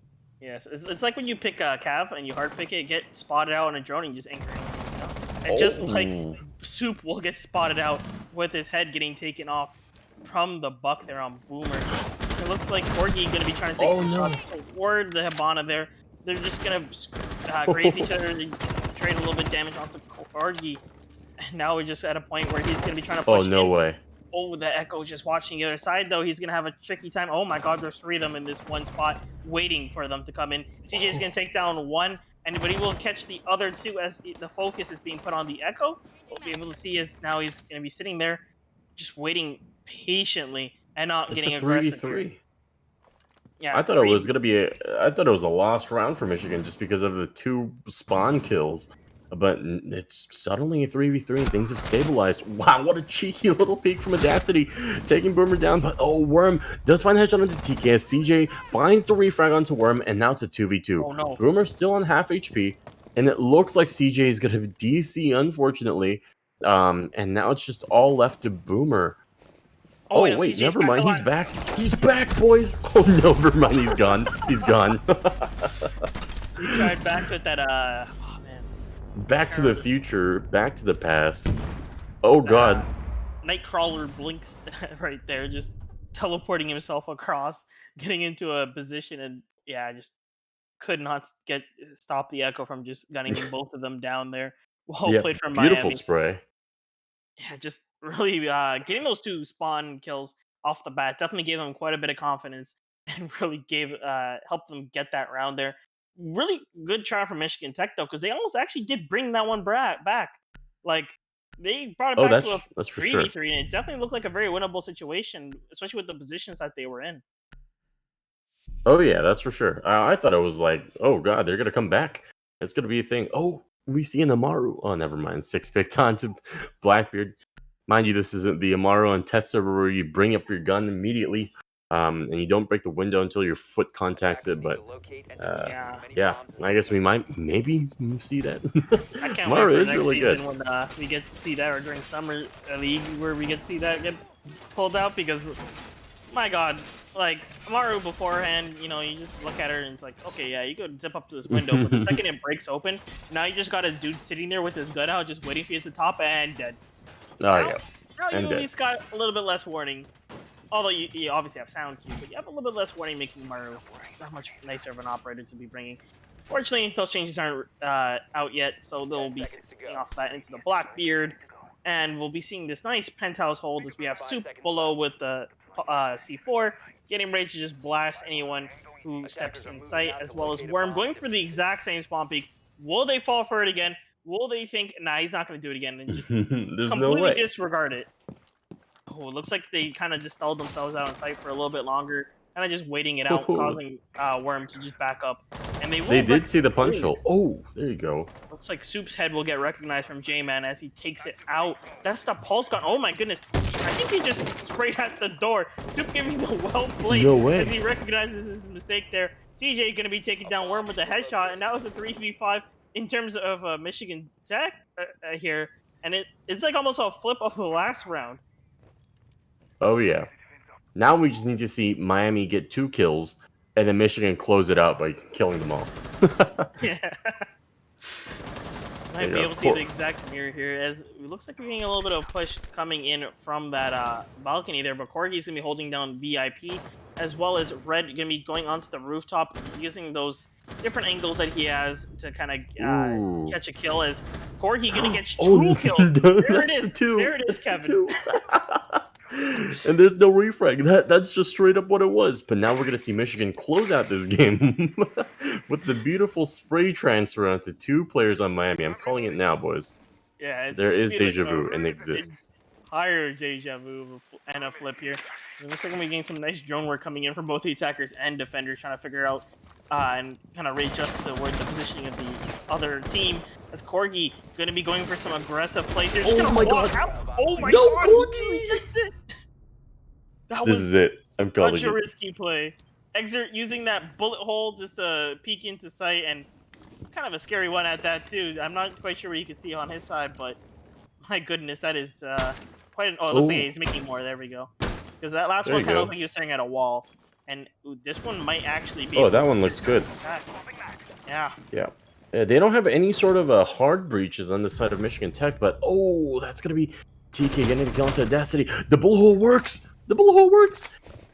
But looks like Boomer is going to go onto the roof and start going towards Big Window. And as long as Red holds this down for Michigan, it's going to be such an easy plant to just rappel in and then just to get that plant. Oh, yeah, there you go. See, wow, we called it. It wasn't a beautiful spray transfer, I'll give you that. But that was a... Got the head. 2 Ooh, there you very early kills, using that lead to try to push forward, but then unfortunately losing 2 players, and then almost, you know, not letting the other team use that momentum against you and just winning the game anyways. And yeah, both times. It can't write itself, man. Oh yeah.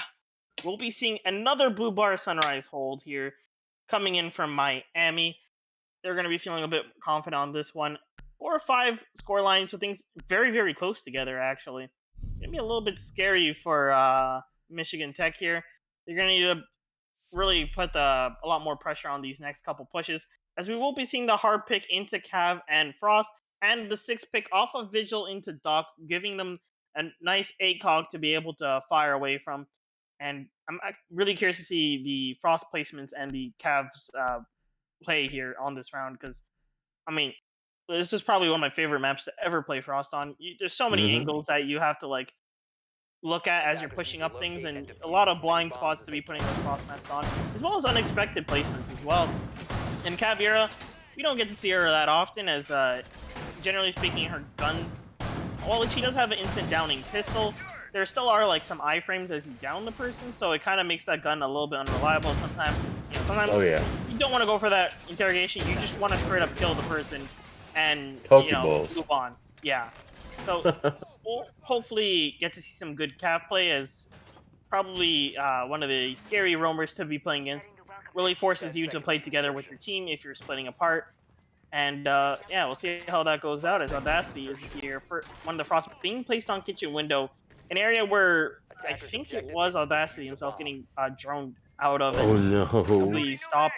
Oh, is he? They're actually getting someone to watch the cam, and Worm sitting there. No, I think Worm is watching himself. Yeah. He does see the drone come out. Corgi, yeah, is going to be playing below in security side, and Worm, I think as soon as he sees someone on his cam, he's just going to run out. Oh my god. And the cam is below too. The cam is below. Oh my god. I think they're switching places and not doing the run out anymore, but Cav going to be holding it down close with the M12. And time is ticking down. Most of Michigan Tech are still outside on the west side of the map towards Ruins. And I think the first couple of victims might be coming towards Cav here. Not in the form of players, but in the form of drones. Instead, as Boomers following Cav, but looks like Cav might be a little bit too speedy for him to follow on his drone. I have to wonder, did they see him? Because it looked like they may not have, as they just kept wheeling on, even though Oh, I think Cav they was definitely right there. saw him. Generally Especially when speaking, they you get on your drone, you see someone immediately in the room, their first instinct is to, get off and start pre-firing before they try to escape, type of thing. But Yeah, that's true.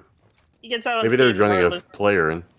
Yeah, and it looks like TK gonna be walking in as well as Red behind him, pushing it from that office side, trying to take blue bar control. But in order for them to get this nice blue bar Oh, control, they're gonna need the main lobby that and a lot of suppression that on wall the is side of soft. Sunrise. Oh That yeah, wall that in blue is bar soft. is soft. Yeah, Wait, they could yeah. just sledge in there if they really wanted to.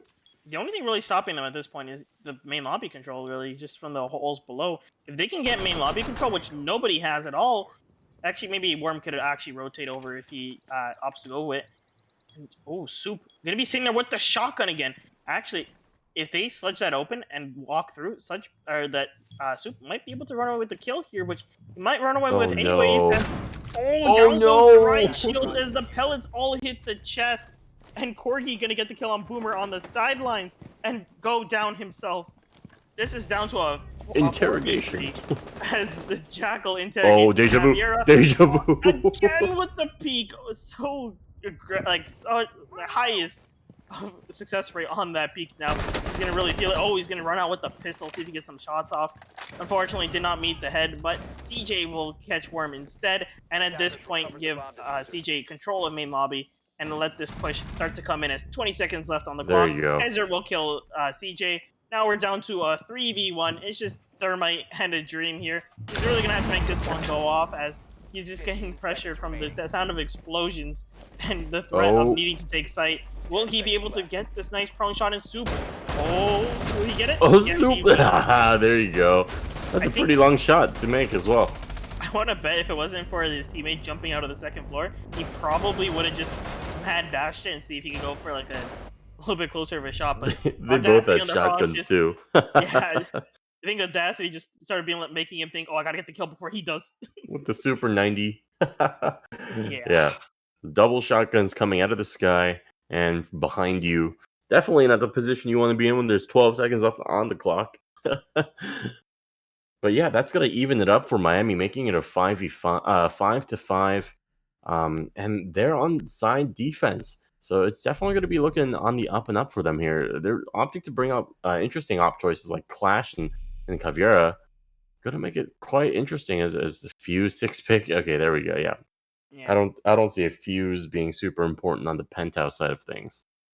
And so far on this half as well, it's been 3-1 for Miami on defense.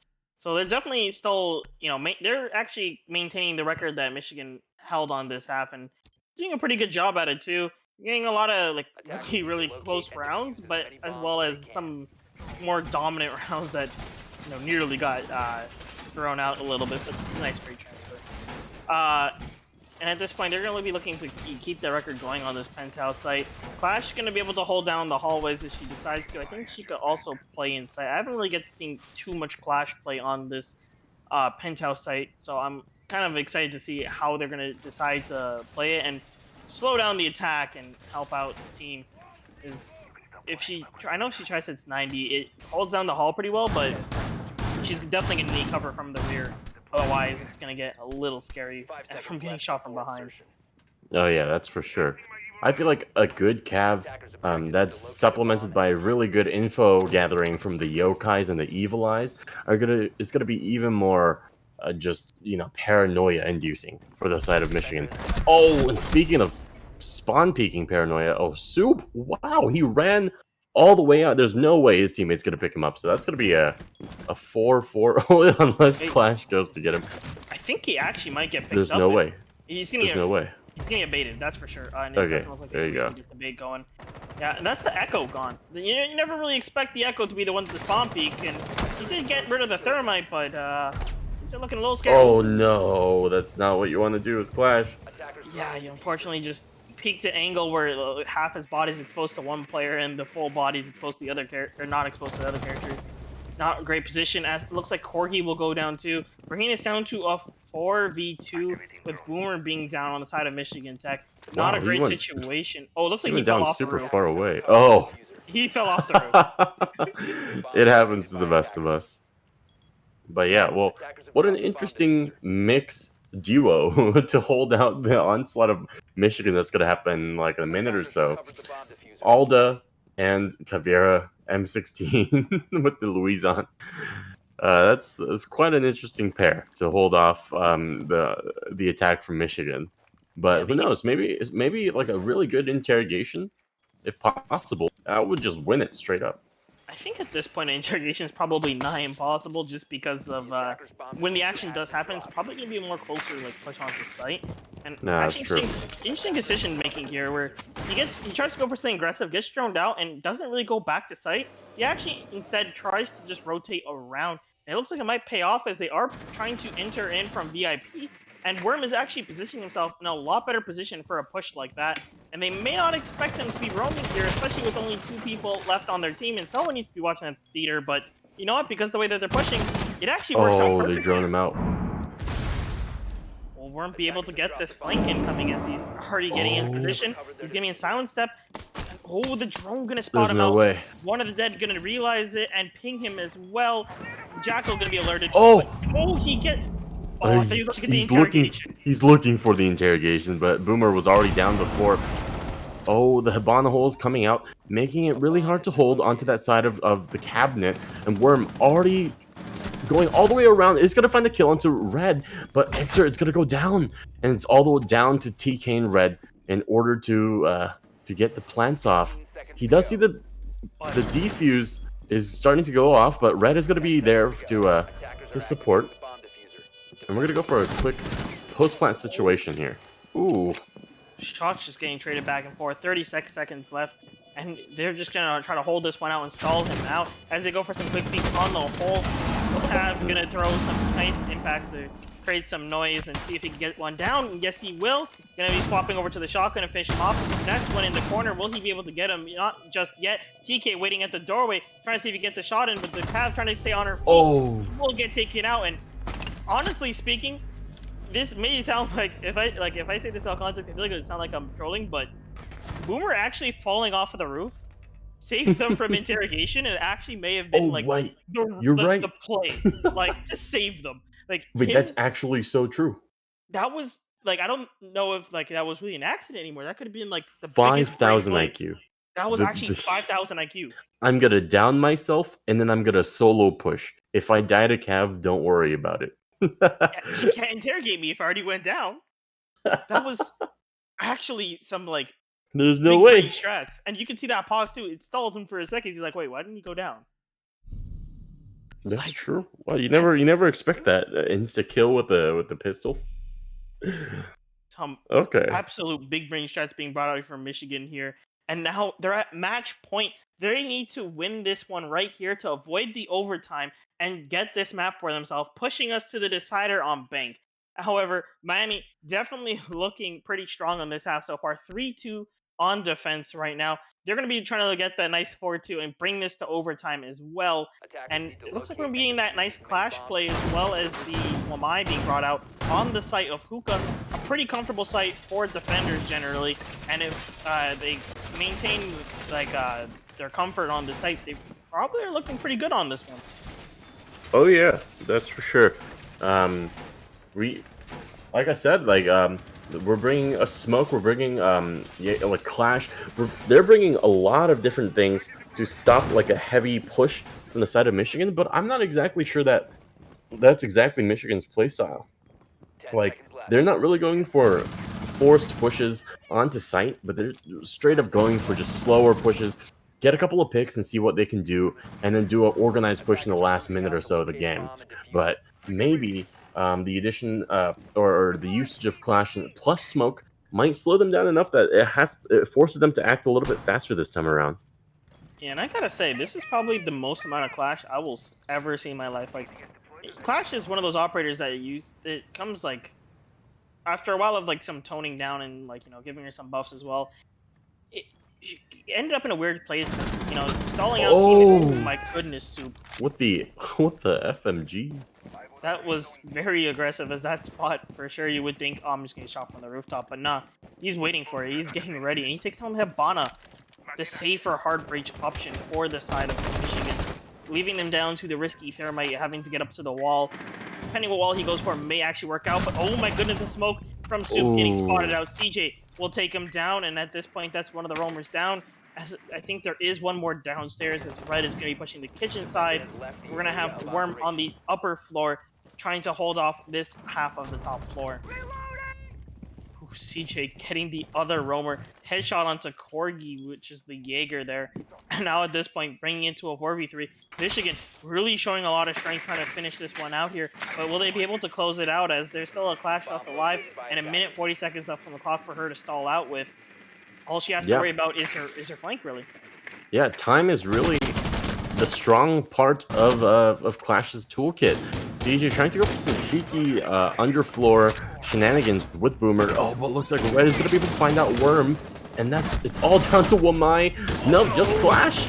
And this is definitely not a situation that you want to be in this Clash, as she does go down, and Michigan takes the win for the attackers on map 2 of Coastline. And that's going to make it a 1-1 tie currently for Michigan Tech University. And now we're going to be moving on to map 3, I guess. Compared to the first map, Michigan Tech definitely showed a lot more strength onto this map, a lot more knowledge, and altogether, like, a lot better team play on it, and really did pay off here as they get a 7-5 on this map. Still pretty good for Miami, however, like, not too far away from the win, and definitely did come down pretty close for quite a bit of rounds. So Mm-hmm. definitely still a nice point line to be getting going into the final map, and we'll hopefully see some good play from both these teams on the final map of Bank. And you know what's the funny part too, Kevin? This is the last time we'll see Bank, and because I don't think it's Ooh, is it in the that's summer league true. roster? I don't think it is. I'm not exactly sure either, but we can come back to that later. Yeah.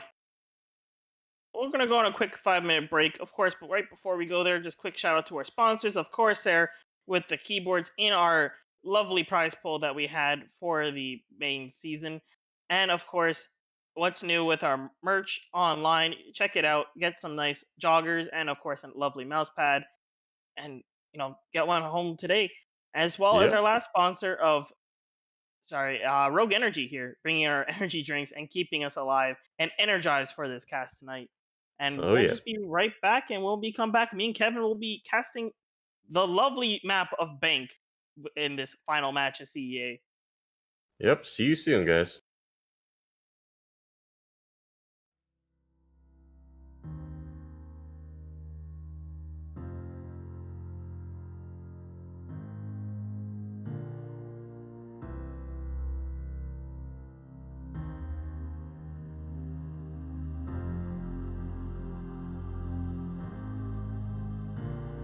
From far away they came to us with knowledge.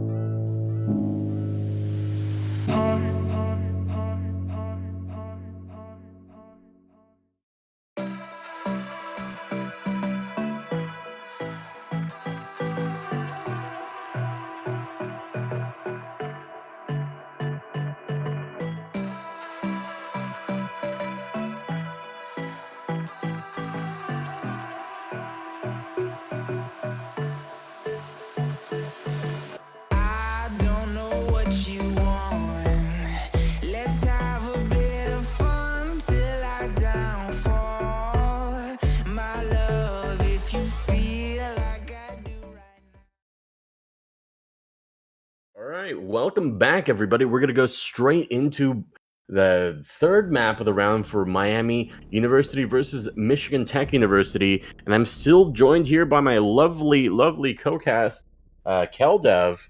What's up? Doing good. I just got another glass of tea, mint tea for my voice. Hopefully, I'm not going to destroy my voice today again like I did last time. And for sure. And we're gonna be going on to bank here with Michigan Tech starting defense. And I'm already gonna go ahead and say I'm expecting a Khalid ban here. Since this map Oh. actually a Thatcher ban. I'm a little surprised because we've been seeing Miami bring out Kali nonstop throughout the entire time on Villa and a little bit on coastline as well. And Kali is a character that when she first got announced and shown what she can do on Bank second floor was very very scary to fight against. Oh, And yeah. it looks like we Oh, will be Twitch seeing ban. the Twitch ban gonna be stopping some of the No. intel deletion from below, and actually probably gonna start cause a oh my goodness, CJ is upset getting with the They're hit with banning the Jaeger CJ's ban. ops. That's why. That is, what? Whole new strat. Let's just instead of using tactical bans, we just ban CJ. Just ban CJ. Hey, I mean, sometimes it works? Question mark. I've had Yeah, people try to ban Doc versus me, and I think that's just like a next level. Like I, I can sort of understand banning Jaeger against a Jaeger main, but like banning a Doc versus a Doc main is like what he wants, right? he wants you to pick Rook. Oh yeah, just pick Rook. Miami's current ban CJ and CJ could not have said it better there. And looks like we'll be seeing the first site coming in on lockers. Corgi already hovering onto that Kali there. I'm pretty sure they're gonna probably might think to stick it. Look at the composition of the enemy team and possibly might Ooh, think to Ying. six pick off of it. Ying and Monty, definitely two characters that might complement Miami well, as they've been playing pretty aggressively and having it work out for them. And Monty definitely got into like the Monty aggression definitely worked out a couple rounds for them on coastline. Maverick here as well as because he's going to be kind of important since the Cade is on the board and there is nothing really to get rid of anything for those Right. charges. Going to need to burn off those hatches if they want to be able to open them up, as well as Thermite going to be able to open up the server wall, get that nice plant in, and Defenders get things protect the going. bombs from As being well defused as by you can take Kali, probably shove her into garage, get those that long angle from there, push in from Mm-hmm. that side, or possibly take her server and use that to Screw it. cover. Just take her server, use that to cover off after bomb plant. That's true. You can open up a sightline all the way into B site from that server door, and that's just another really long sightline that people don't really get to use too much. But with Kali, you can open up your own sightlines pretty easily. But yeah, like, oh, looks like Mozzie is gonna opt to bring the barbed wire instead of the C4, so looks like on the sign for Michigan Tech, they have two C4s to work with, as well as a bunch of smokes. So I would say that they're pretty well equipped to stop any sort of aggressive default plant push from Miami's side. And Attackers drop the like diffuser. Worm as well is already trying to just drone out the side of basement and try to maybe Oh, be able wow. to play it That's quite fast. aggressively. Yeah, it's just already taking down Boomer. Right as I go to adjust volume on the side, immediately I look back, one's dead. Exert, gonna get the headshot onto Red. My goodness, kills Oh are my going God. back and forth. CJ is They still, don't know he's here. wait, is he gonna be able to get away with this? He's actually just playing the long game here, seeing how many he can get with his position. Gets one. Oh my goodness. There's no way, there's no way, there's no way. CJ with the double kill and almost catching like all four there. Looks like the regression from Ying is going to answer right back, just walking straight up and straight in there, taking down Kane. That was...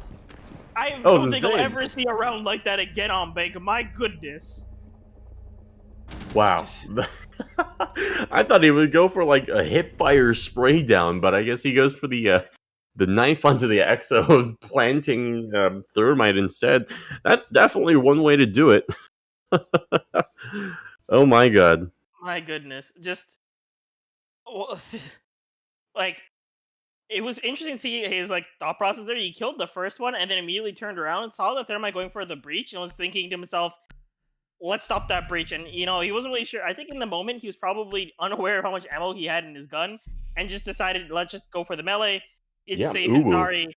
And Thermite was not paying too much attention. Oh, Got whoa. taken down and stopped the breach from coming in altogether. So even if like if that round didn't end up turning into just both teams just running in there, that is a pretty important objective to be securing for your team. That's And true. CJ just did a good job at like prioritizing there.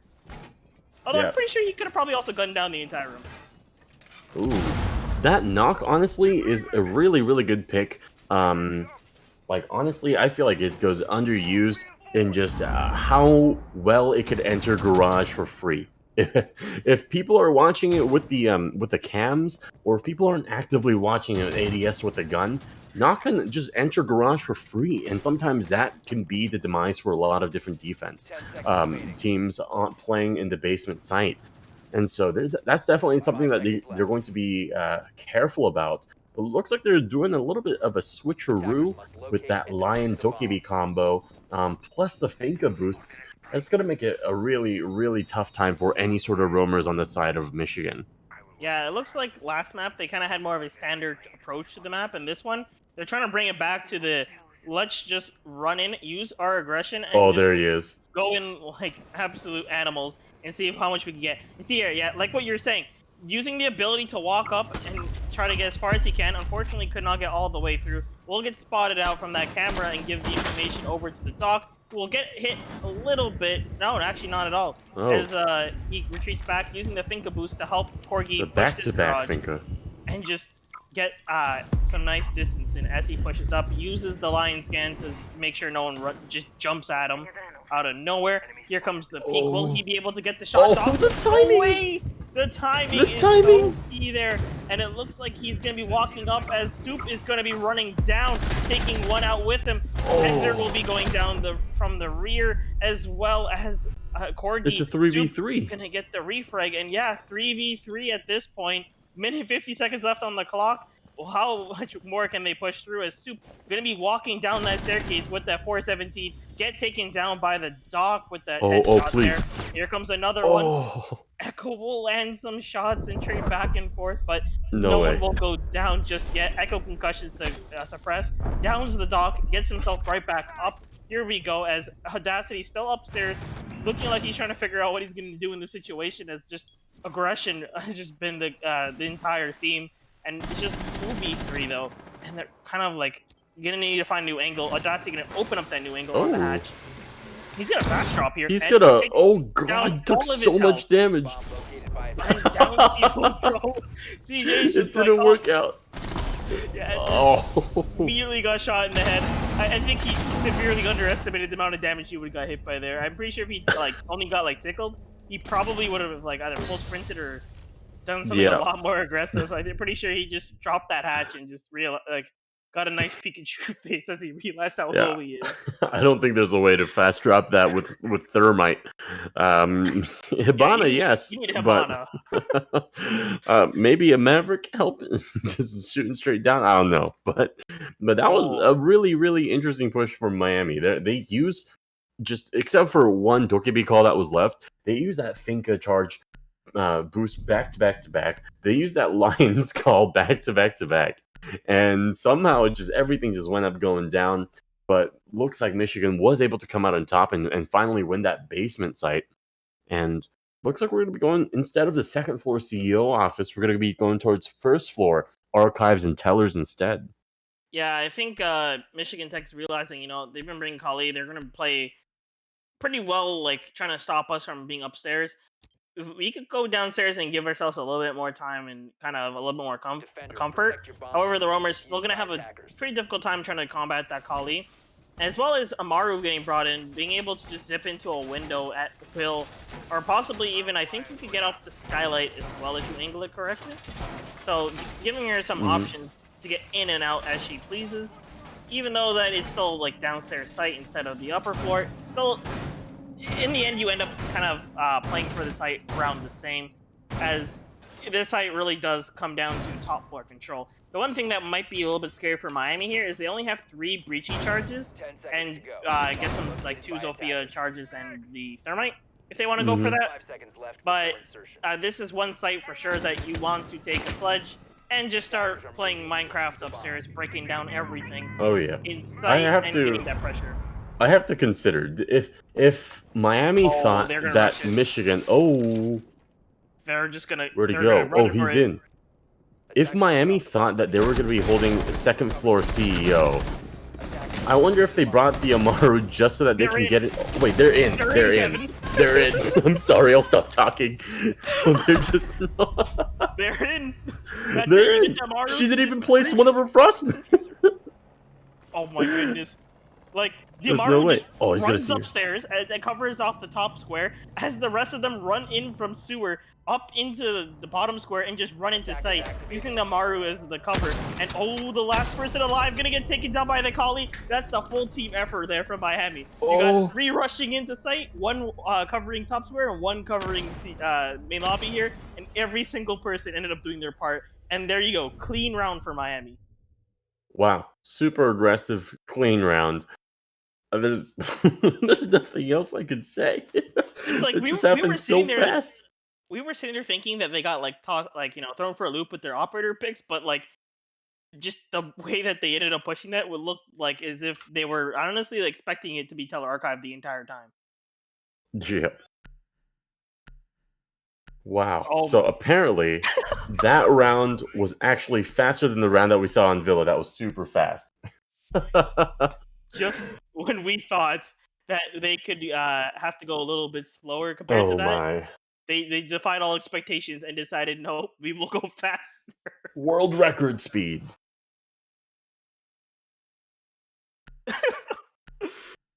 They We're seeing actually some of the have, fastest rounds we've ever seen in CEA. yeah.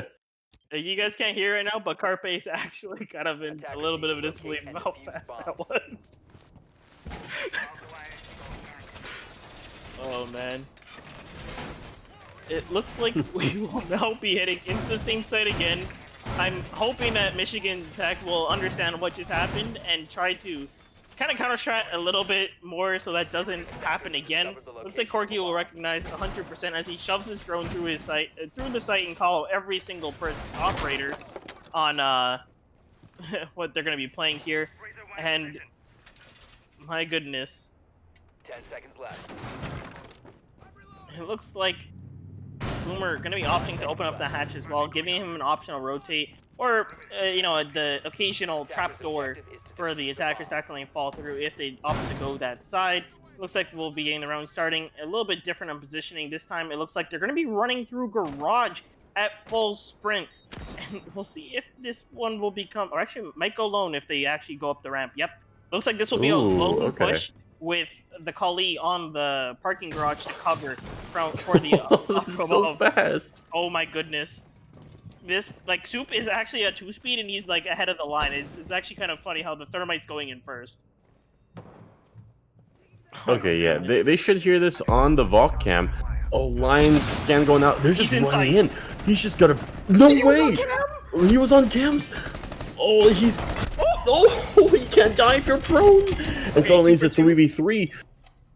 Oh, they do hear the sledge going down. Oh no, he's no. shooting at his back. There's no way. The Refrag, plant doesn't okay. go down. Worm does find one, but Red is going to take him down. It's going to make a 1v2. Corgi is left outside in the parking lot outside.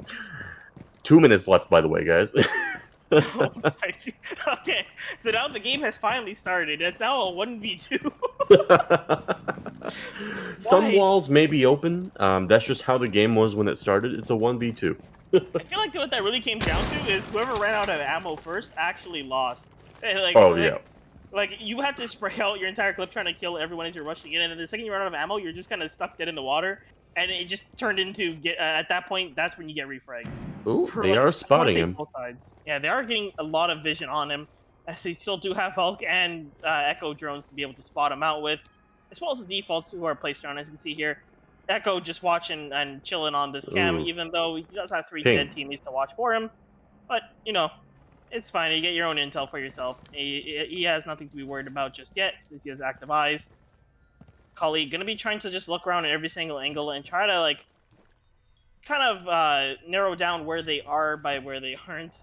And as you can see here, we're gonna be pushing elevators while we have Valkyrie sitting on that staircase still, Oh, waiting that's a for the really push to good come in. yokai. Yeah, Yeah, they're just that's gonna what combo with him the second that he tries to go for the push. follows the bullet with Here his comes the wombo. yokai. Oh, not yet. Oh, Gonna go down the staircase. You're just gonna be patient about this one. Yeah, this Let is him good. believe it's safe, and then just hit him with the bamboozle. Here it comes. All right, so he's feeling Boom. out. It's all safe, and Red just getting ready to push on it, and he's in the door. Oh, he's waiting for him to plant then, straight up. They're actually playing very, very patiently. I was expecting it. Yeah, they're waiting for the plant, then concussing him. Actually, I think he has enough Okay, time to just 1, fully concuss him out. 2, 3. Oh, Yeah, does 10 seconds left. almost bit him. He does hear him in the middle of main stairs. Is Oh, there's no more time to plant. Yeah, and he's gonna push Red, and Red's just gonna take him down. Looks like Red did actually manage to keep a little bit of pressure on himself being there to kind of distract from the plant. And at that point, unless he had perfect clairvoyance of where that Echo drone was, he was not winning that round at that rate. And Oh yeah. Michigan Tech gonna take that rush victory. Okay, it's going back and forth with some really interesting, fast-paced rounds coming out from honestly just. I mean, Miami is the instigator, but it is coming out to be some pretty fast-paced rounds. All 4 of these rounds.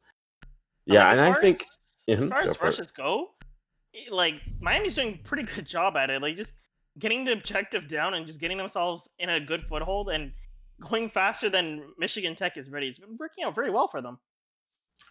Oh yeah, for sure. They're not even playing any operators to try to slow them down. Maybe for the exception of Goyo, but for the most part, it looks like Michigan is just pretty content with the fact that they could just take most of these gunfights and just win them. As long as they take down Soup, I'm supposing. But this time around, Soup is bringing his trusty AK with a couple of fuse charges, which I'm not even sure if he's going to use. I'm honestly convinced that he's just picking fuse just to play that AK with that high DPS. Yeah, I'm kind of curious to see if he's going to end up being able to use the fuse charges, which he could technically do it onto the roamers if they're playing around on the first floor, but not quite sure how successful that will go. But you know what? Miami's been showing off a lot of variety of strats, rush strats alike, and I'm really curious to see if there actually is a plan around Soup picking fuse, or if he's just trying to have a little bit of fun with this one. Oh yeah. Whew, a lot of things going on in this game. Haven't talked this much as a caster in a while. Lots of interesting operators coming out. Oh, it looks like they're going to be rushing the main lobby here. Already taking control. Already using the pre-round to just drone it out. Realize no one's even here. And there we go. Let's get this hatch open, boys. Oh, is he fast dropping? Okay. Wait. 3 is the minimum. They need to open the hatch. So at this point, he's just going to detonate it. Soup is going to drop. And then they're just going to go for it. And it looks like nope, CJ just going to take down Corgi from Garage here really quick. And now it's just down. That's the collegiate down, actually. So yeah, he tried to go for the long angle in Garage. Did not come up successful. Oh, there's one right there. Into the arms of Valkyrie. 2 kills for the cost of 1. A really good trade for Red there. And now it's just down to Worm and Audacity, who now have to push the rest of this by themselves against the Michigan Tech's entire team. Minus I believe. Oh, he the destroyed drone his own died. drone. That was unfortunate. There's no way. And I think we have now bugged out the game. All right, so we're just gonna have to tell through the static what's going on. As far as I can tell, oh, there we go. Okay, we're back. Never mind. Oh, nice. Oh boy. Okay, looks like we're gonna get the drone going down, and we're gonna have. Looks like Worm gonna be trying to pressure elevator and then push down main stairs, while his teammate Audacity gonna be on the server side trying to get those long shots in and see if he can catch anyone off guard. Yep, they do have all the... Ooh, that's a beautiful headshot with the TCSG onto Worm, and it's now all down to Audacity. He still does have a couple of his gadgets, concussion nades left. And CJ with the Doc Stims, Boost and Boomer back basically up to full health. It's going to make it even harder for Audacity to deal with, as it's basically a firing range from the entire wall of Red Hallway. And there's really no way that Audacity is going to be able to enter this. There's everything. There's more stims. There's C4s, there's 2 guns. Oh, but Audacity does find a headshot on the J-Man and does take down CJ. Less than half HP and 35 seconds left on the clock. Maybe there is a glimmer of hope as Audacity is pushing up. 88 QE, lots of shots coming out. Oh my goodness, 25 seconds. CJ, they're all just holding down this foxhole, waiting for Audacity to push in. He gets through the door, There you and go. CJ will take him down, giving Michigan Tech the round there. And honestly, I feel like a lot of that came down to the change in decision on the top floor there. Like, they had themselves looking like they were about to go for another rush, and then at the last second decided, no, let's just try to play standard. But they also forgot about the droning part of playing standard, and then just ran straight into the Valkyrie's arms and got destroyed from majority of the team there. And it was not a good round for Miami there. That one definitely a bit of a hiccup, but this is their should be, I believe, yeah, last round for this side of attack. Then they'll be able to play defense. And it looks like we're finally going to be going to executive and CEO here. And I think they're actually going to use a little bamboozle here because historically they went at this point into archive teller. So I think Miami's actually kind of half expecting it and deciding to go a different approach to this than originally thought. Yeah, that's for sure. Oh, looks like a Blackbeard 6 pick into Blackbeard. Even better choice from Blackbeard. Uh, we're going to see some Attackers need to pretty... locate and defuse as many the bombs as last they can. defense round for Michigan Tech University. And so being in second floor, I think that Blackbeard pick is really good in just controlling those windows. And that's something that's super, super important on this site. Those 4 windows all on both sites, it's going to make it so hard for Michigan Tech to really control these windows unless they do some sort of ballsy play, which honestly is not out of the question. And it looks like we don't have any impacts on the side of Michigan Tech, so they're not going to be able to impact trick the CEO wall there, and they're going to have to just really rely on the J-Man's electric claws there. There is no Thatcher in the plays since it keeps getting banned, so it might actually still be fine. However, there is still Maverick being able to burn things freely. As you can see here, it looks like Miami going to be pushing this top area of alley here, as they are going to be pushing into the top roof and using these angles, seeing if they get any free picks. Doesn't look like they're going to be able to get any, as Boomer's going to be reinforcing off that janitor area. Yeah, for sure. 2 minute 25 left on the clock. Miami is going to take it a little bit slower this time. And oh, whoa, shots coming up from stock room as CJ finds a kill, accidentally vaulting over. And looks like he's going to drop right before one of Miami's players is going to peek into stock room. Soup doing his role as the Blackbeard and quickly taking control of the windows. I'm not sure they know where Audacity is. No, they do and not. they don't at all, as Wamai's head peeking out, as Audacity is going to take control of it. Boomer watching all the way down to elevator, but Audacity's not there anymore. It's going to make it really hard for Michigan Tech to start taking control, but as I say that, CJ finds 1 kill into the headshot of that set Audacity. And another one onto Exert. And Corgi goes down with the C4, but Soup, 1 rifle shield left and a Dream 1v4. It looks like he will get the shot onto CJ, but unfortunately get taken down to the Valk, peeking out from afar.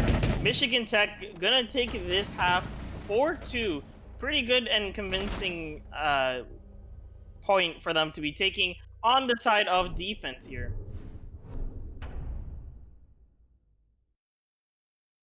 My goodness. Looks like we will be now heading into defense for Miami. This is their point to shine and try to take this one back.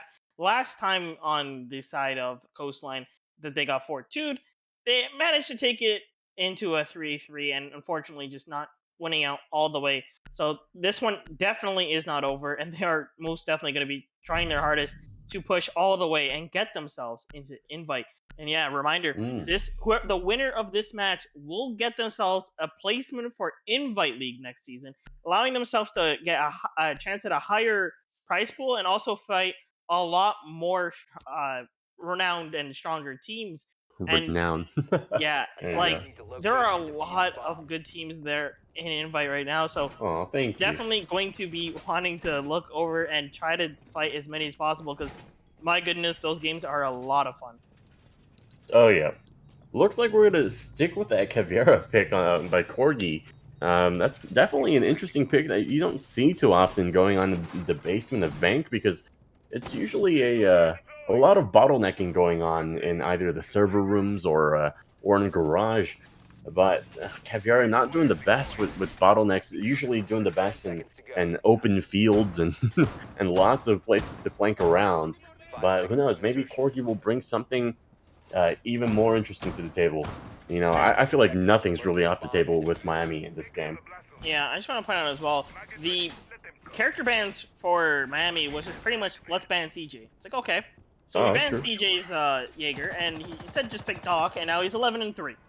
So I'm gonna He's go ahead and say 11-3. that the Jaeger ban didn't really phase him too much, but we'll see how the attack ban of Twitch may change things around for him. As now he's gonna be playing the Maverick and Burning Hatches. So I'm gonna go ahead and say so far he's still going in with a lot of confidence, making having a wide variety of characters he could play, and especially with Maverick being in this current system where there's a K8 on the board, no Twitch and no Thatcher. Maverick is most definitely a character you want to be bringing, but as long as he has practiced the burning tricks and whatnot, he should be able to get a lot going for himself. Oh yeah, we see that Pulse Vital Scanner going out, calling out the different locations of the Michigan Tech University players, but it's not really a catch on too much, as only 2 players from Michigan Tech has entered the building.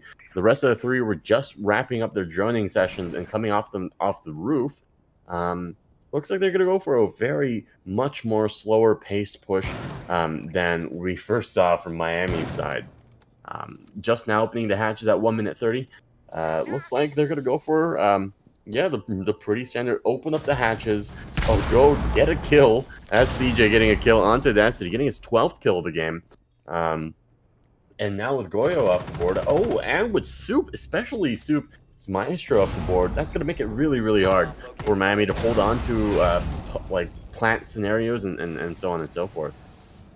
Yeah, it looks like they'll be using the blowtorch to be opening up the server hatch and flooding out Corgi Oh, as that's his and head. That's his head. gets the Oh. small angles, but he can't get the shot just quite.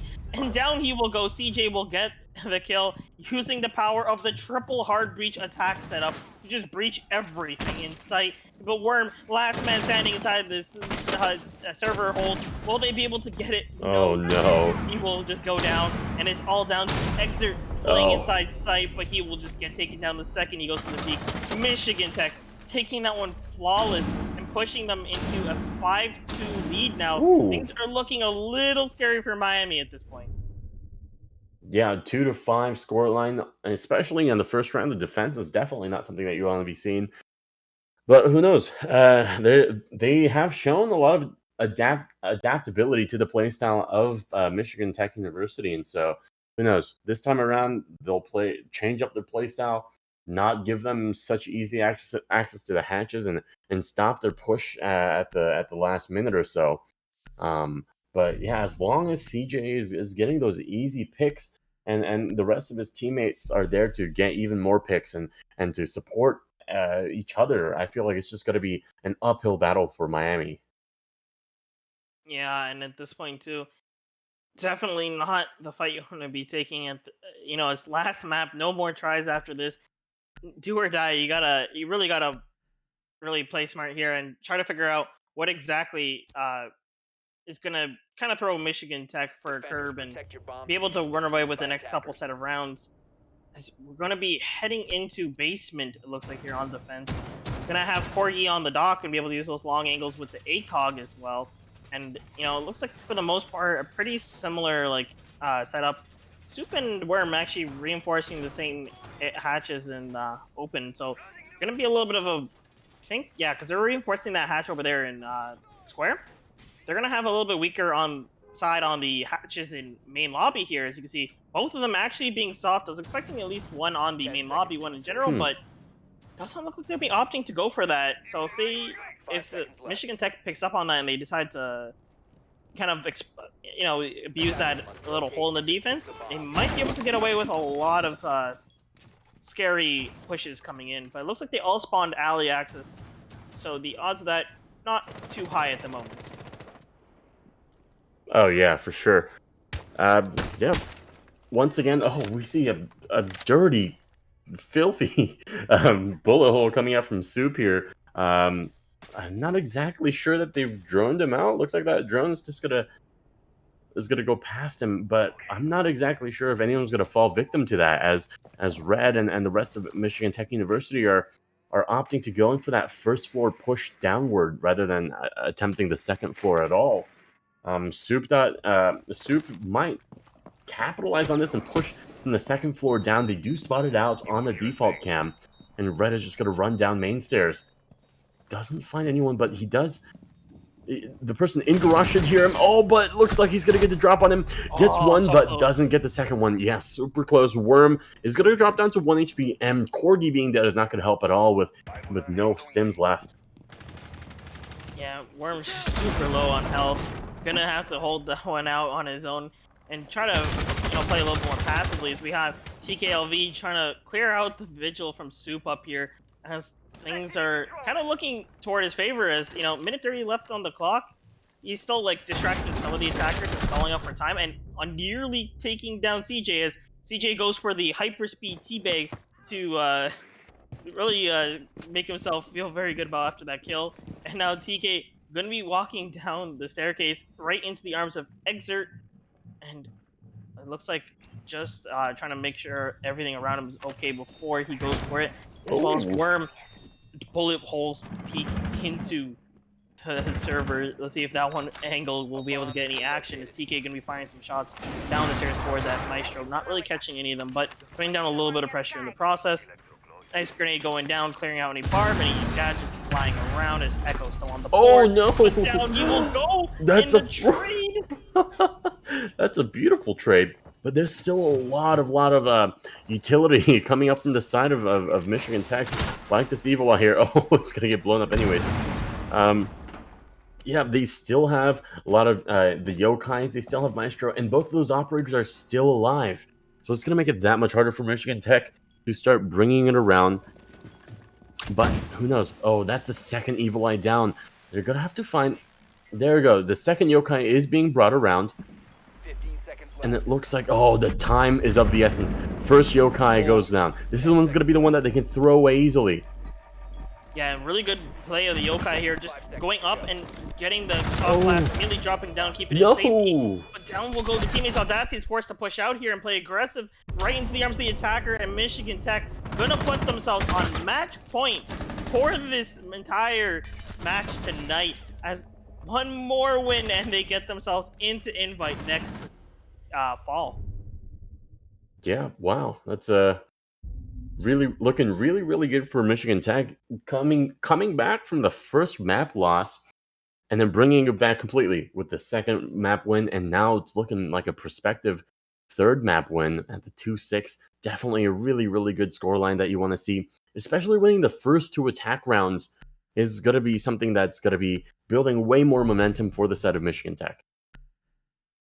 And my goodness, at this point, this Oh, round's gonna mean a CJ's lot. kills. Look at that. Oh, yeah, 17 kills.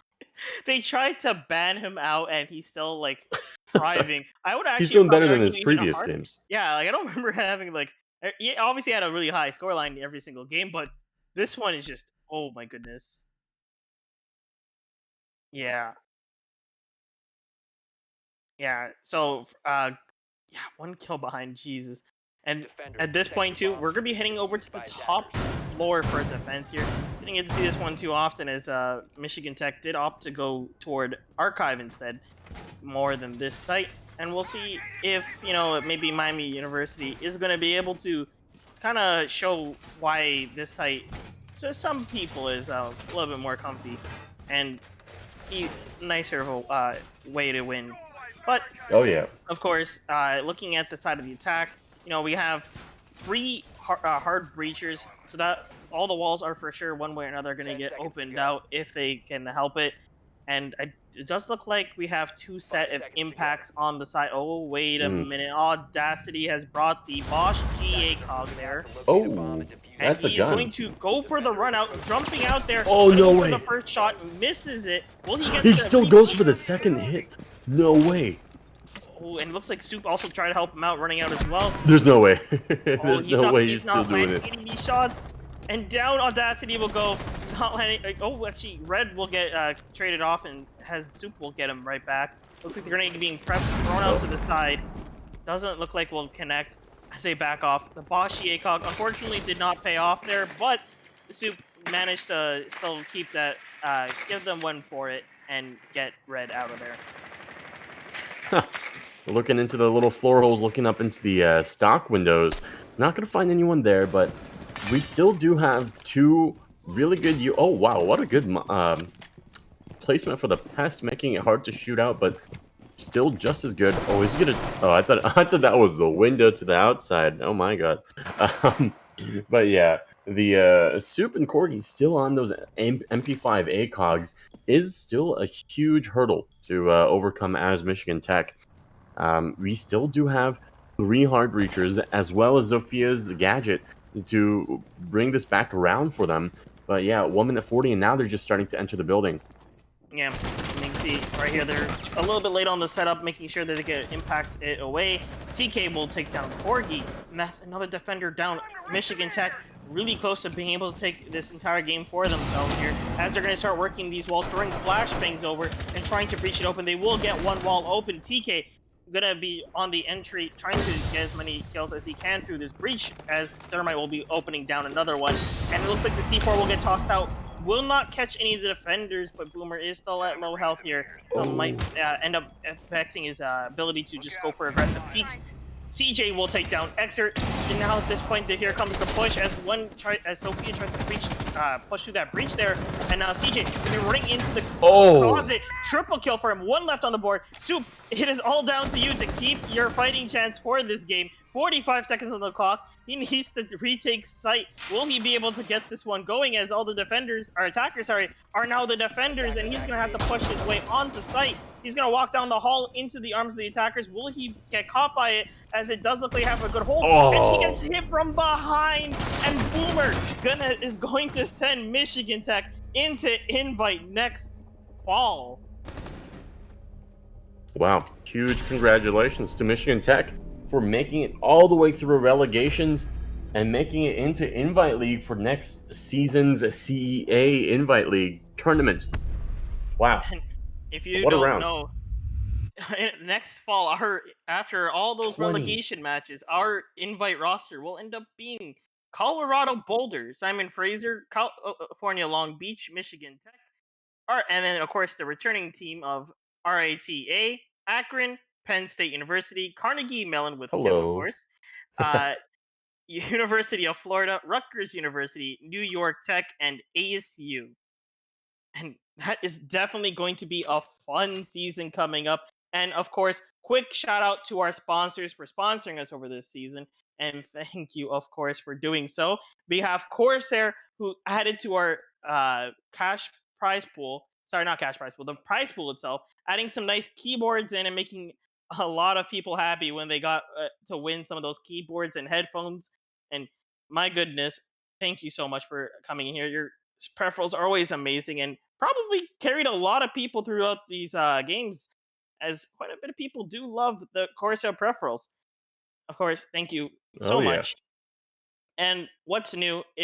Bring in our merch, of course, with the lovely joggers, the lovely mouse pads, you name it. Check them out, and maybe you want to pick up some of those joggers. I know I'm definitely going to want to pick them up. And of course, our last sponsor, of course, which is Rogue Energy, with the energy drinks, keeping us awake and alive during this cast. Use code CEA if you're going to make a purchase, and of course, do check all the sponsors out. And it looks like for our interview tonight, we will be getting CJ. How are you doing today? I'm doing fantastic now that the game's over. And going into this game, like, how are you feeling, like having to fight Miami for the last game of relegations? we were pumped and we were willing to give it our all, no matter the opponent. Yeah, and like looking at the first map, we definitely did see some very like unorthodox strats coming in from Miami. Like, how did you guys feel like when going against that, and kind of trying to figure out how to adapt from it? They really threw us off the first map. We didn't really know what to expect after they did their pushes. We tried adapting, and we did it a little bit too late, and we made some mistakes. But luckily, into the other games, we were able to adapt because of that first game. Yeah, and like coming into the second map, like after they lost that, the scoreline was looking a little bit scary for you guys. Like, did you guys get a little bit phased by that, or did you manage to like shake it off and go in completely normal? There was some fear within our team, but we got together, we pumped up. I don't know if you saw that last game on Bank when we were all drones, but we pump each other up and we make sure we don't fall below. Yeah, for sure. And uh, Kevin, you got any questions? Sure. I just got one. Keep it short and simple. Are there any? You've probably gone through a ton of training, a ton of relegations matches, and regular open matches. Are there any teammates or teammate in particular that you want to personally shout out and just say, "Hey, you did a fantastic job"? You're saying teammates like on my team, or you mean in general? Oh yeah, sure thing. Yeah, teammates. Honestly, anyone. It could be me. No, I'm just kidding. Yeah, honestly, all the casters and observers of CEA, especially the ones that casted our matches, we thank you. And all of Michigan Tech, whether it be gold team or black team, whether it be sub or main roster, I'm just proud of everyone up there, and I want to shout them out completely. Oh, Yeah, I nice. actually almost forgot. Going into bank, being target banned. Like how does it feel to be target banned completely there? It felt a tiny bit scary, but luckily I'm not limited just to those operators. I just play them a lot because they're very useful. But Yeah, we had a good laugh when it happened. I think everyone did. like you got target banned and regardless still went. I know by the last time I checked, you had like 18 kills and probably even more because you had like a triple kill in the last round. So like really really dominant display there for you in total. And thank you for that match tonight. Definitely was a very fun match to cast watch, and thank you so much. Oh yeah, thank you so much. That was honestly a pleasure to cast.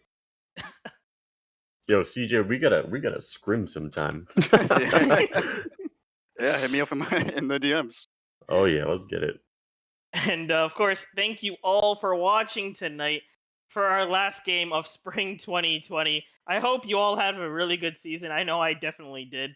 Oh Had a yeah, lot of fun casting and playing throughout this entire season. And I hope you all can check you guys out next semester too when everyone decides to get back on going and playing again after school starts up again and the season starts up. And of course, there is still a summer league if you are looking something to do during the summer. Do check us out in the Discord for any information. And last but not least, of course, again, thank you to our sponsors of Corsair, adding on to that lovely prize pool and keeping things interesting in terms of competition. Just making people fight to get those keyboards and get them RGB uh, light up effects as their victory trophy. It's always a fun to compete over keyboards and whatnot. And also, thank you to What's New, giving us our merch and allowing us to be able to spread with you some of our nice designs. So please do check it out. And last but not least, Rogue Energy. Use code CEA and get that nice 10% discount. And thank you all for coming tonight. And thank you, Kevin. And of thank course, you, last but Kel. not least, our observer, Carpe, coming in Ooh, clutch, thank Carpe. giving us all those lovely angles and capturing all of CJ's glorious kills. And hope you all have a good night. Yeah, have a good night, everybody.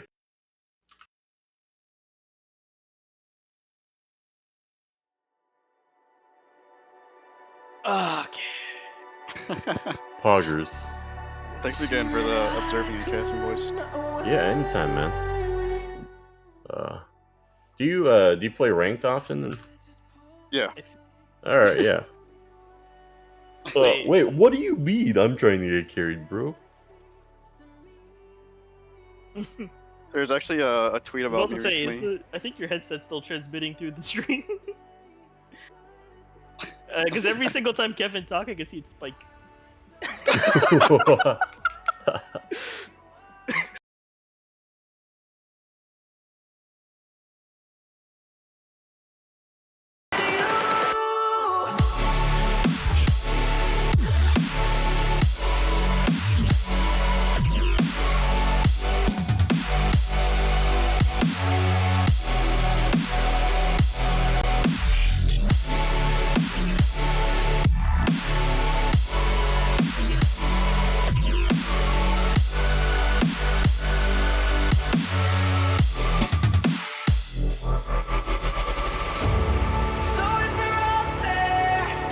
run until the edge and fall into me and see where this could end.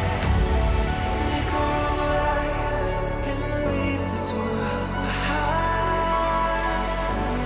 Can you hear me? Do you feel me?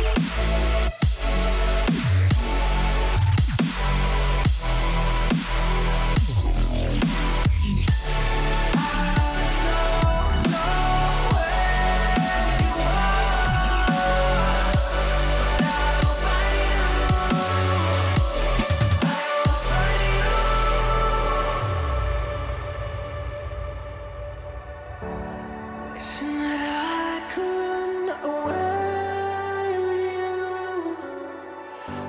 Imprisoned by fear, just pull me away, pull me away.